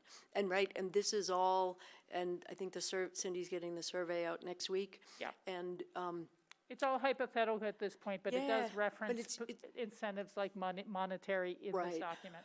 Right, and that may be a first tranche, second tranche, third tranche, and I think it's really one of the exciting things that's going to be happening over the next few years. I agree entirely, and again, and it's awkward to say it, but I don't like to buy a pig in a poke, and I want to know what we're expecting as a measure of benefit to pay someone to leave or to move, or if we ever get to that point, we may or may not, but it's in there, and I just wanted to make sure my council members understood there is a real benefit question that occurs with that. Thank you. Yeah, Rachel, I'm wondering if this is something that should be discussed in detail at Aspen today here at City Council. Well, other than the fact that they're going to be asking you for the money. Specifically you, not us. Yeah, we're coming to your house. Okay, thank you. You have to sell the wee car. That's not going to generate much. A wee little bit, though. Is this a public hearing on this? No action item? Mr. Mayor, do you want me to summarize just the changes that, should council want to pass the resolution, the three things that will be changing are, one is the table, we will add back in the lumberyard as it is shown in the policy memo. We'll update the document to reference right sizing and not downsizing, and then on the page of actions not currently prioritized, we'll add in single family when referencing free market residential. And I wasn't completely clear on, are we getting rid of prohibitively or are we leaving that? Didn't sound like it. Okay. I would, but Prohibitively. I'm being So prohibited. those would be the To support modifications. that. It makes a difference to me, but I'm happy to do it if it's important to you. Thank you for that. Appreciate it. If there's no other input in this, then it's resolution number 57. Just move to, do we have to move to adopt resolution 57? Okay, Yes. great. Do that motion. This thing's great. Second. We have a motion and a second. Is there any further discussion? Heinz 57. No relation. My further discussion is just thank you. Thanks for all the work that went into this. As you heard from everybody up here, this is great. This really literally gets us all on the same page. And this is going to help housing discussions immensely. And I'm looking down this end because Rachel talks all the time about our funding, and we are gonna have work to do. And then to hear Sarah say, hey, same over here. Like, this is gonna be very helpful. I just wanna say thank you again. No, and thank you. And honestly, I think the reason this document resonates with all of you is because it came out of the work that you did all during the fall and during the retreat. And on behalf of staff, it was actually fun to put it together. Very good, thank you. Thanks, Diane. We have a motion and a second. Can we have a roll call vote for resolution number 57, the Affordable Housing Strategic Plan? Can I say one thing? Counselor Yeah, Doyle? Hold on, Mike. Sorry. Columbo needs to add something. I so appreciate you saying that, Diane, and on the flip side, to watch how staff pieced this together was so exceedingly impressive to me. From conversations years back when this first came to us, it was just so clear that staff had been listening for a decade, collecting ideas, filtering them, adding their own. And so by the time it came to us, it was just this beautiful collection of all the best thinking in our community. And it was just so obvious, the attention to detail. And it's amazing work. The housing crisis that we face is as existential a threat to the future of our community as we know it, as the climate crisis. And now we have a document that takes it as seriously as that. And this is the start to you know, certainly not the first, right? I mean, our previous leaders were way ahead of the curve. But this is 2.0. It's really starting to address the new dynamic that's causing the housing issues. And thank you to you guys. Thank you. Could we have a roll call vote for 57, please? Counselor Doyle, Yes. Counselor Howenstein, Yes. Counselor Mesro, Exuberantly, yes? Yep. Counselor Richards, Yes. Thank you. Mayor Tory. I'm a yes. Yes. Yeah, I thought you were covering something. Yeah, you need a little.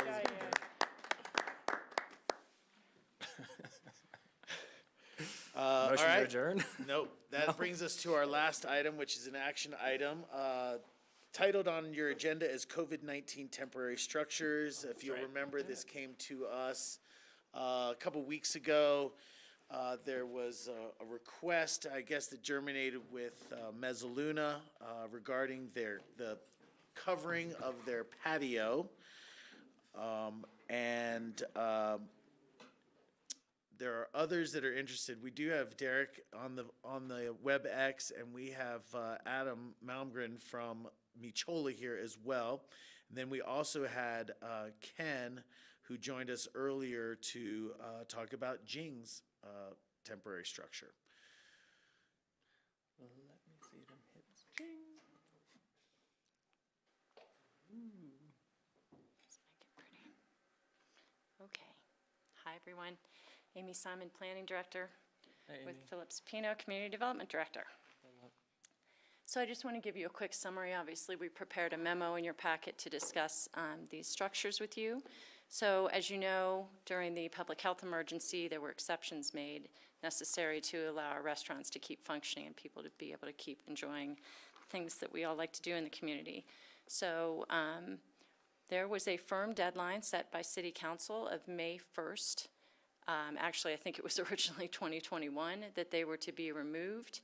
That was extended to May 1st, 2022, because we continued to have the same issues with COVID that needed some flexibility. These are just examples of some of the types of structures that people put up. Our office worked very closely to make sure that these buildings were safe and appropriately scaled for the community and provided the function that was needed for the restaurants. But again, they were to come down on May 1st. And we started actively communicating with restaurants, I believe, in around February. Just as a reminder, deadline's approaching. Hope you've had a good season and that we've been able to help each other. But these need to be removed. And there's a number of reasons why we pursued that so strongly. One, because council told us to, but because also we've had a long-standing policy that outdoor dining is generally supposed to be offsetting, where people might sit inside the restaurant. On a nice day, they'll go sit outside. You know, there's no net change in the number of customers at a restaurant. You just sit where it's appropriate given the weather conditions. To the extent that people have asked to enclose outdoor dining spaces in the past, we have been concerned that that becomes a doubling or increasing of capacity and that has impacts that need to be mitigated. So I'll just show you a couple of examples. This slide, by the way, tells us what the status is of the 18 temporary COVID structures that were approved through our office. Because we were communicating that May 1st deadline, quite a few took action and quite a few have not. I think maybe they were intending to but slowed down when they started to hear this was going to be on your agenda tonight. Maybe they were going to become an enforcement issue that we needed to continue to communicate with them, I'm not sure. But I guess we're looking at about half of the structures have been removed and half have not. These are just examples of the kinds of ways that we've handled outdoor dining in the past. Umbrellas, you know, you see Campo there with no covering over diners. You see Ajax Tavern with beautiful umbrellas.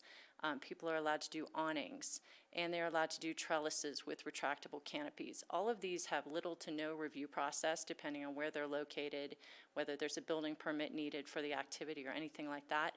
But this is typically the kind of outdoor dining we have welcomed, and again, felt that it wasn't really increasing the capacity of the restaurant, it was just allowing people to sit where appropriate based on weather. The next level of outdoor dining that we have allowed or helped people go through a review process for, on the top is just a rendering of the building that is meant to be built next to White House Tavern. It says HPC approval. You may remember seeing it at a call-up review.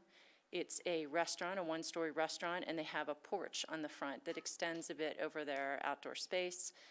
Because it's really a building structure, it did require HPC design approval, and it required some mitigation for covering their pedestrian amenity space in a more formal way than, say, an awning might. But that is a process that we allow. This doesn't require affordable housing mitigation or anything like that. It's just a more substantial roof than an awning, and we have a process for that. The bottom example, and this isn't a very flattering picture, but I know this structure has also been of some concern to people. This is what was once an open trellis with a retractable roof where the popcorn wagon was. It has had a type of awning structure wrapped around it that came to council several years in a row as a temporary use. And we do allow this, and we require people to provide prorated mitigation for how long the structure is enclosed. They have to pay affordable housing impacts and other fees, and then it goes away and becomes an open building again. So before COVID, these were the ways that we addressed outdoor dining and the types of opportunities that restaurants had. We are looking to you for direction on whether we should continue pursuing the May 1st deadline. Honestly, we probably need some flexibility on that because there's been a mixed message sent and we're only a week away. Do you want to modify your direction? Do you want to stop that direction? I did put up here, sorry, this is sort of small print, but if you were to ask to revise the direction or tell us to revise the direction, these are some of the things we need clarification on. You know, are you talking only about restaurants that have private land to have outdoor dining on? Are you talking about the right-of-way restaurants? What about the equity that half of the restaurants acted in good faith when we asked them to remove their structure? What about building code issues? Because as I said, these, we tried to be light-handed about the type of structure we would allow because of the public health emergency. But for them to continue, some of them are sort of half deconstructed. Some of them now would require extension cords and things to continue to have lighting in them. So we'd really need some clarification on where you stand on this.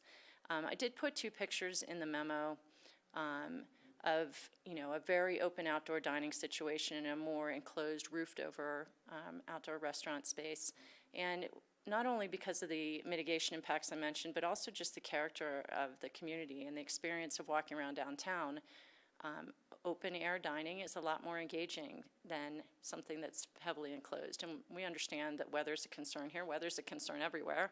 And we want to make sure that the community feels good as you're moving around downtown and thinking about which restaurant you'd like to go join for the evening. It should have some openness to it. So I think with that, unless Philip has anything to add, we're just looking for your direction. I have spoken to Metzaluna's representatives, Grant in particular. I went and did a site visit. I think we put a picture in the memo of what their structure looks like now. They've partially deconstructed it. And also been in touch with Michola's representatives. Jordan was at the meeting 2 weeks ago. I think Adam is on the phone. There are two of the restaurants, in the back, sorry. Two of the restaurants that are particularly interested in what you'd like to see happen now. Thank you. I guess the first question is applicability. We're talking about we're talking about Mezzaluna. We heard Jing was on a call this evening. Mm-hmm. Michola. Am I missing any? Local actually took down their shade and rain guards that they had on their outdoor seating.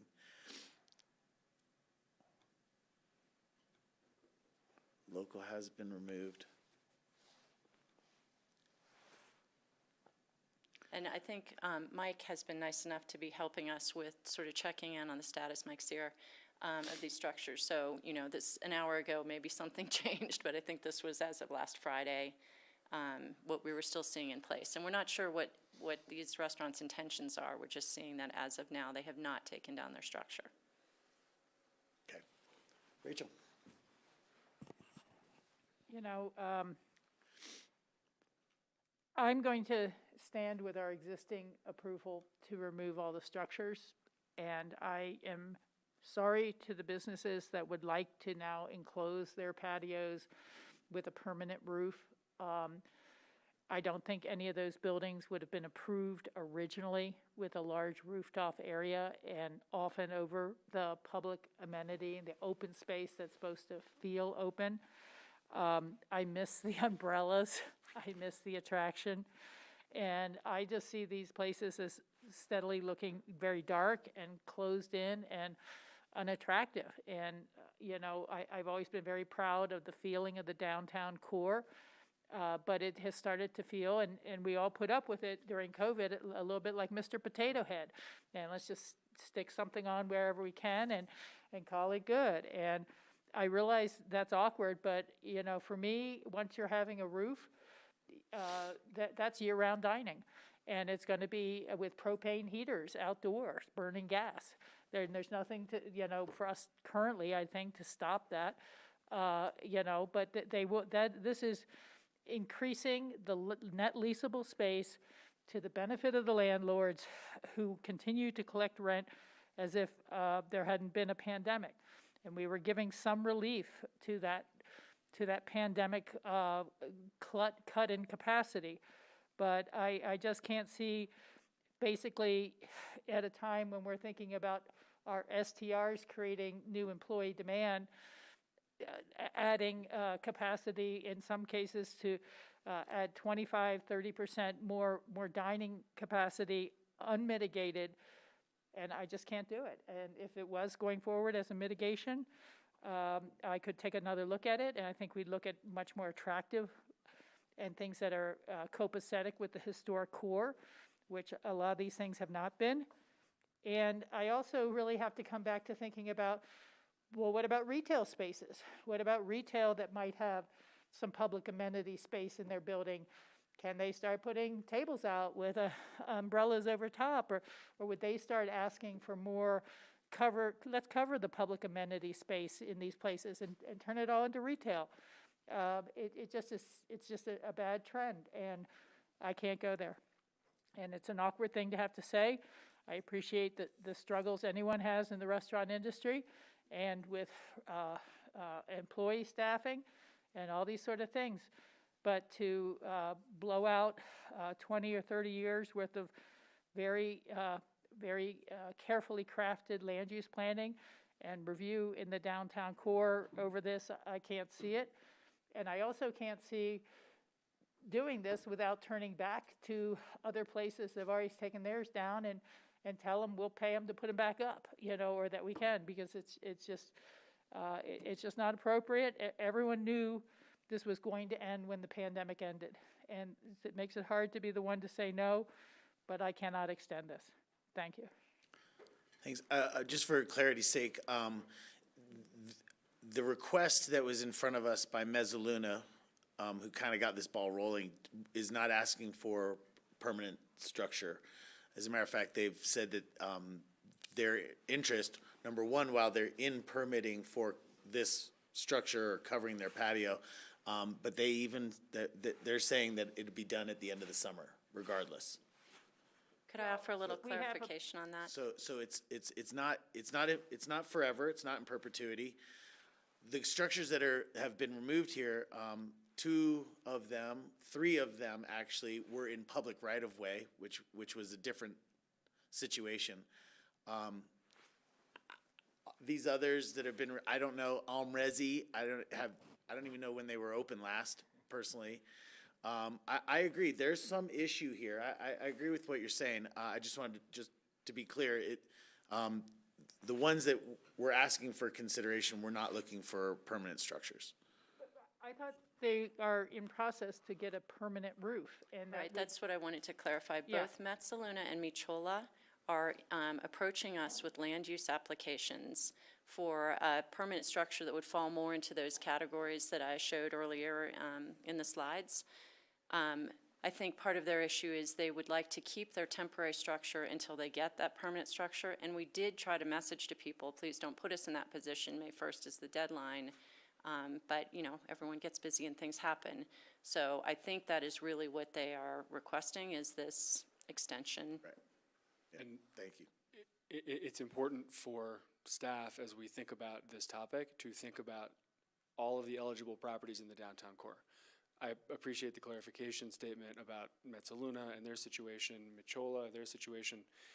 There was a public comment just at the beginning of this meeting about Jing and their interest in putting in a land use application and eventually a building permit application to make some expansion of their net leasable permanent.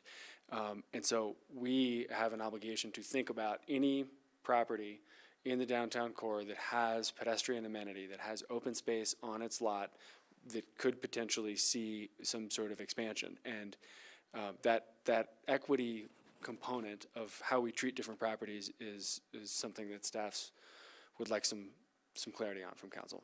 Yeah, as I say, I see it as very precedent-setting for potential retail. There's no reason you can't see the building, whatever we call it, where the old smuggler land office was, coming in to say, can't we cover this with a roof and make it an indoor mall, indoor public amenity? And it's really changing the character of the downtown, in my opinion. And I think it would be every single property has that ability to ask for this, and we'd be setting a precedent.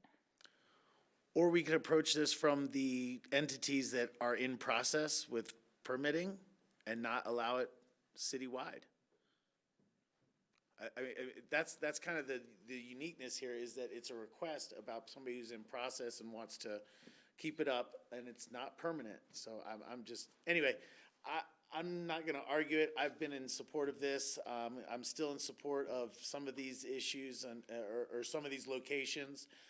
The list that you have up in front of me, I don't know. They haven't talked to me. I haven't heard anything from them. I'm just responding to a few requests that we've had. So I'm still in support of the few that I've heard, but other council members? Ward? In reviewing the public amenities as they are now, I think they've been really well thought out, and I remember seeing a number of temporary uses. I remember a vodka bar at Hotel Jerome in St. Regis, where they paid their mitigation, they paid everything, and it had a temporary structure. This whole, if it weren't for COVID-19, we wouldn't be having the discussion. We, as Rachel said, we did this to help the businesses survive when the interior seating was reduced to 50%. We thought, well, we have to help these businesses. So we allowed right-of-way and public spaces to be used.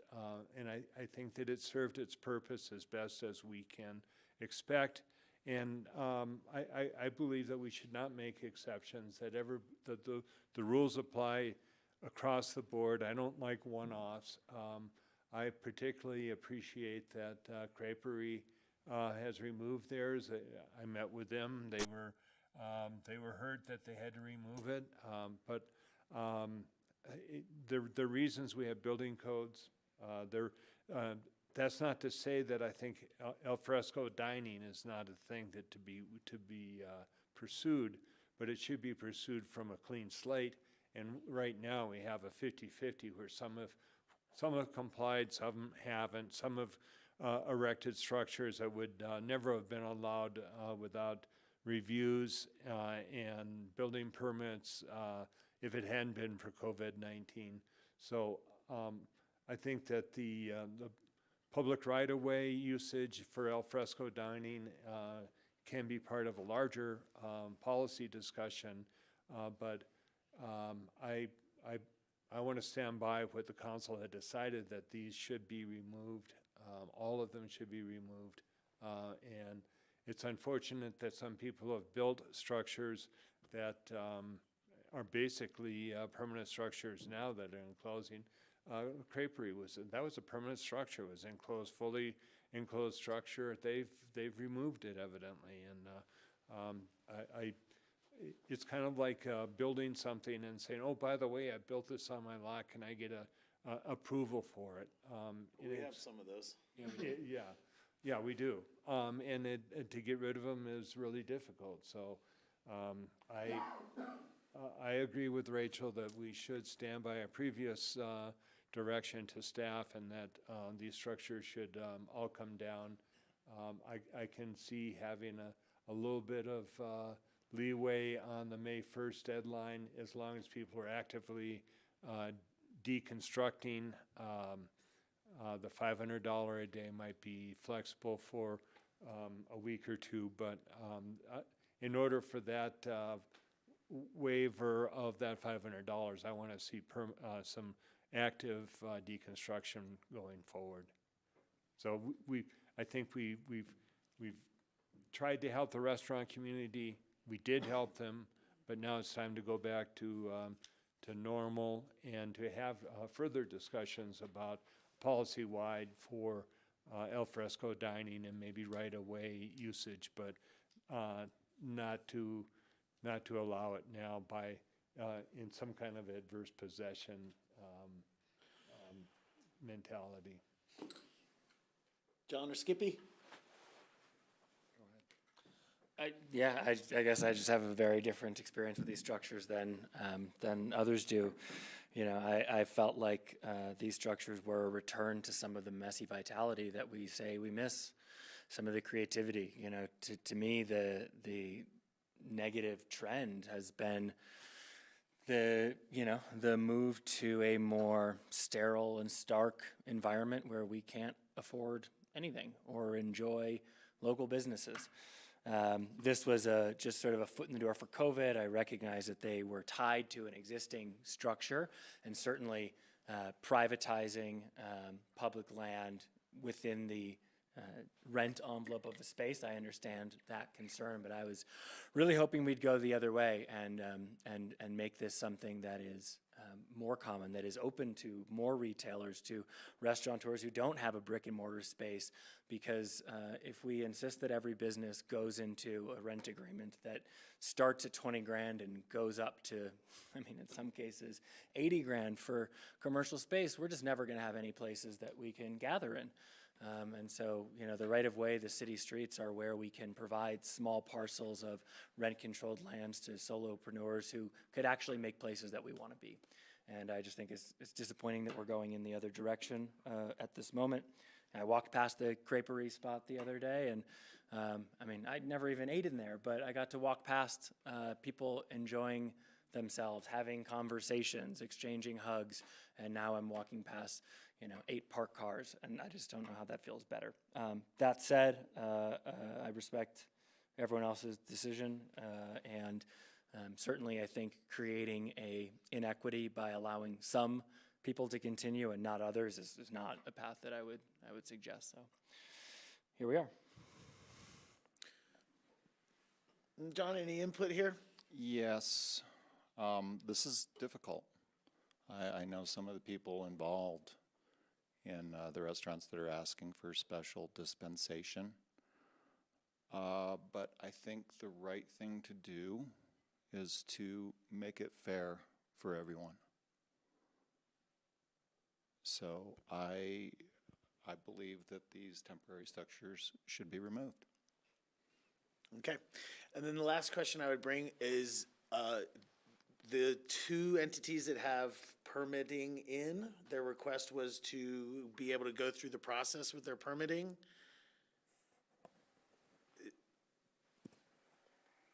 Stick with May 1st. They need to take down while they're in permit process. I'll toss this out. Maybe they can remain up during the permit processing, but they cannot be used for outdoor dining. I can't support that because that's asking them to close down their patio, so. Never mind. I'll withdraw that. All good. I'm not sure the status. I'm not, So not just sure. could you repeat that on the record, please? Sorry. So we have an application from Metzaluna. It has a survey that's not current enough for our standards, but that could be corrected. They're proposing a porch, kind of like what I showed for the restaurant next to White House. It's smaller than what they have now, and it, appears to be something that would be appropriate to take through the commercial design review process to P&Z. It probably will take a few months, which would be the delay that would concern them. Michola is looking more like a staff level review. My understanding is that they want to do more of the retractable awning like we once saw at Gray Lady, on top of the trellis that they've had in place since the 80s. I think we do have to be careful about the ones that are up and whether they should have an opportunity to submit their application. All of them, even the ones that have removed them, would have the right to come in and go through a permitting process to put it back. So I do think you have to be careful about whether you want to allow that to be fair to everyone if they are willing to come through with an application at some point in the near future, whether they've removed it yet or not. And you have, like Jing as an example, I don't know, I guess they have not submitted, but they wish they're still up and theoretically could submit an application by the May 1st deadline. So you really do need to focus on how you want to address anybody that would have a right to come through and ask for a permit. So, just to brainstorm here, we have two people that have, we have Michola and Metzaluna that have started the process. Yes. And again, it sounds as though it's Jing's intention to start the process. Okay. For a patio covering? I don't know what their final design would be, but based on the comments that were made at the beginning of the meeting, it sounds like they're interested in going through planning and building permit review to build some sort of permanent expansion of that building. I don't know what the design As they would look said like. in their comments was, and to keep the roof up now and taking the walls off. So the extended. Metzaluna's taken the walls off, I think. No, I know, we're talking about Jing. This is Okay. what Jing Correct. had mentioned that Correct. they would want to do. But again, I just come back to this sounds like tinkering with the code in a way that, for me, if I was on planning and zoning, it's like, hey, well, council said, let's let these things stay up while we're reviewing because they're anticipating us approving them no matter what. I just think it's a finger on the scale that I don't like either. Okay.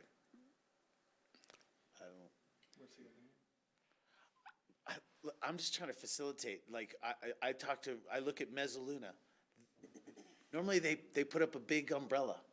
They put up an awning that comes off of there. I have no issue with their roof. It's open-sided. It's their patio. It's definitely more complicated than just saying that, right? But for me, if somebody has a covering over, not enclosed, but a covering over their patio, I don't have a problem with it. I didn't have a problem with the Locals Coffee structures that were up there. That's all. Maybe it's more involved than just fielding the request from Mezzaluna and Michola. But to me, those requests I didn't have any, those didn't bother me. There's intricacies that are being brought up that, yeah, I get it. I'm not suggesting in the public right-of-way. I'm still talking about just on public property. And private property. And more than anything, I'm just facilitating emails and comments that came to me. And so I'm glad we had time for consideration. Yeah, and Tori, I appreciate your position. I appreciate yours as well, Skippy. This isn't easy for anyone. It just makes me think, well, I know where I shouldn't go for a margarita anymore because I'm just denied. But to me, looking at Michola, the patio in the summer has been fine with the trellis roof. And there's not even any shade that gets in there because of the alcove. I mean, there's no sunlight. Right. It's just that I see it as precedent setting, and I see it's not just about the private property. A lot of it is the private property's committed pedestrian amenity that is being turned into commercial space, and that concerns me. Understood. If I could just explore a little bit, the roof that Metzaluna is applying for, is it the same metal roof that they have up now, or is it a trellis roof? Or It's a smaller porch, more like a porch roof. It's not as big as the structure that's partially in place now. And the porch roof, it's a permanent roof, or? Yes. And is that something that would likely be approved? I don't think my attorney wants me to No, answer that I- question. That you I'd have be to go in careful front of about that. P&Z. And Mitola is going back to a trellis roof, or? It's my understanding, Adam might be able to clarify. As I said, it's been an open trellis since the 80s for Pour La France or whatever restaurant put that up. And over the years, the covering of the roof has gotten a little bit more solid. My understanding is that they're willing to look at the retractable canopy, which is a fairly easy review process. And Jane? I do not know what That was Jing kind of has the in first time mind. we heard from them tonight, I think. Jing has contacted me before. My understanding is they will take the walls out, and they want ultimately a permanent structure that includes the walls, but their roof as it is now, which I think is solid, would remain pending this process. For the purposes of the land use code and the type of review that would be required for the three properties in question, Metzaluna, Jing, and Michola, Michola would be not what we would consider to be an architectural addition, some sort of structural addition to a property. It's a separate structure, a trellis structure that they would choose to cover in some way that we would review administratively. The other two properties, Jing and Metzaluna, as far as the land use code is concerned and the building code, would constitute a structural, architectural addition to a building.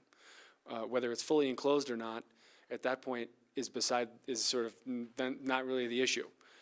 It would be a structural addition to a building that would cover a portion of what the land use code considers pedestrian amenity space. And so that would have to be mitigated financially. The affordable housing expansion might have to be mitigated financially if they're subject to it. And they'd be subject to full building code compliance and commercial design standard compliance, which is one of the rubs here. I think the other one, again, to Jim's point, is just about equity between properties. And we are where we are with respect to the responsiveness of some properties versus others to the May 1st deadline.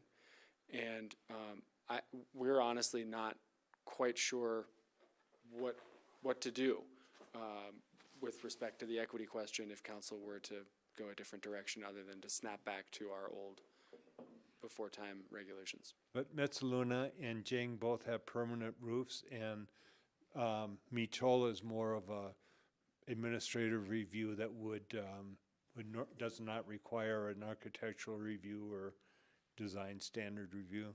It does, but all we're talking about is how the roof is covered. The trellis is a done deal. Right. So how the roof is covered, I believe, can be an administrative review. Just a staff level review, not a hearing.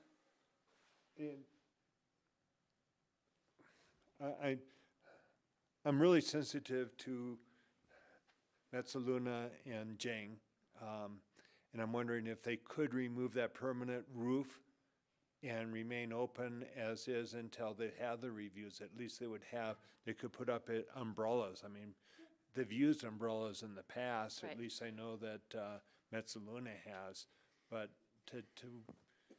to allow the permanent roof to remain, to me, just doesn't seem right. If they want to remove it and continue through the process, I think that's fine, but I know it's not. No, I'm sorry, I didn't mean to interrupt. It's like John said, these are difficult decisions, and I think that Skippy has it right too, that this is the kind of thing that we're looking for, but I think this process of allowing something to remain when it was put up as a temporary structure in response to a pandemic, I don't think it's the right process to getting to a porch or a permanent roof. So if those permanent roofs were removed during the process, and they could use the umbrellas or a canopy that, umbrellas don't really need any kind of review, I would accept that. Okay, I think we have direction here. One last thing is, I'm getting it, I agree with Ward's original comment that we should show some grace on those who are now beginning to hit the deadline or try to hit the deadline, and if they're actively actively working on the deconstruction. Our enforcement staff are very graceful. Thank We you. will be sure to do that. We all need a little grace every now and then. Indeed. Well, thank you. I appreciate you guys considering this and having it come back to council. Thank you guys so much for the work that you did getting this information to us. Guys, now can I make a motion to adjourn? Now you can. Well, I'll make a motion to adjourn. I'll second. We have a motion and a second. Is there any further discussion? Seeing none, can we have a roll call vote for adjournment? I think I know Will there how be it's going. temporary, will there be public comment here, sir, Mr. Mayor? No, there is not. Thank Ceiling speaks. And just a reminder, before we all leave, we have the retreat on Thursday at this building at 12:15. Is it in Pro Pass? Pearl Pass Room. Okay, thank you. Right, I believe there is some food for At lunch if you 12:15. come at noon. Noonish or noon 15? Noonish. It's 5 hours if you want lunch. It's 4 hours if you don't. Wow. There we go. Get lunch and go back, drive through. Counselor Doyle, Yes. Counselor Howenstein, Yes. Counselor Mesro, Yeah. Counselor Richards, Yes. Mayor Tory. Yes. Thank you, guys. Thank you very much, Grassroots. Let it be known that yeehaw now means yes at city council meetings.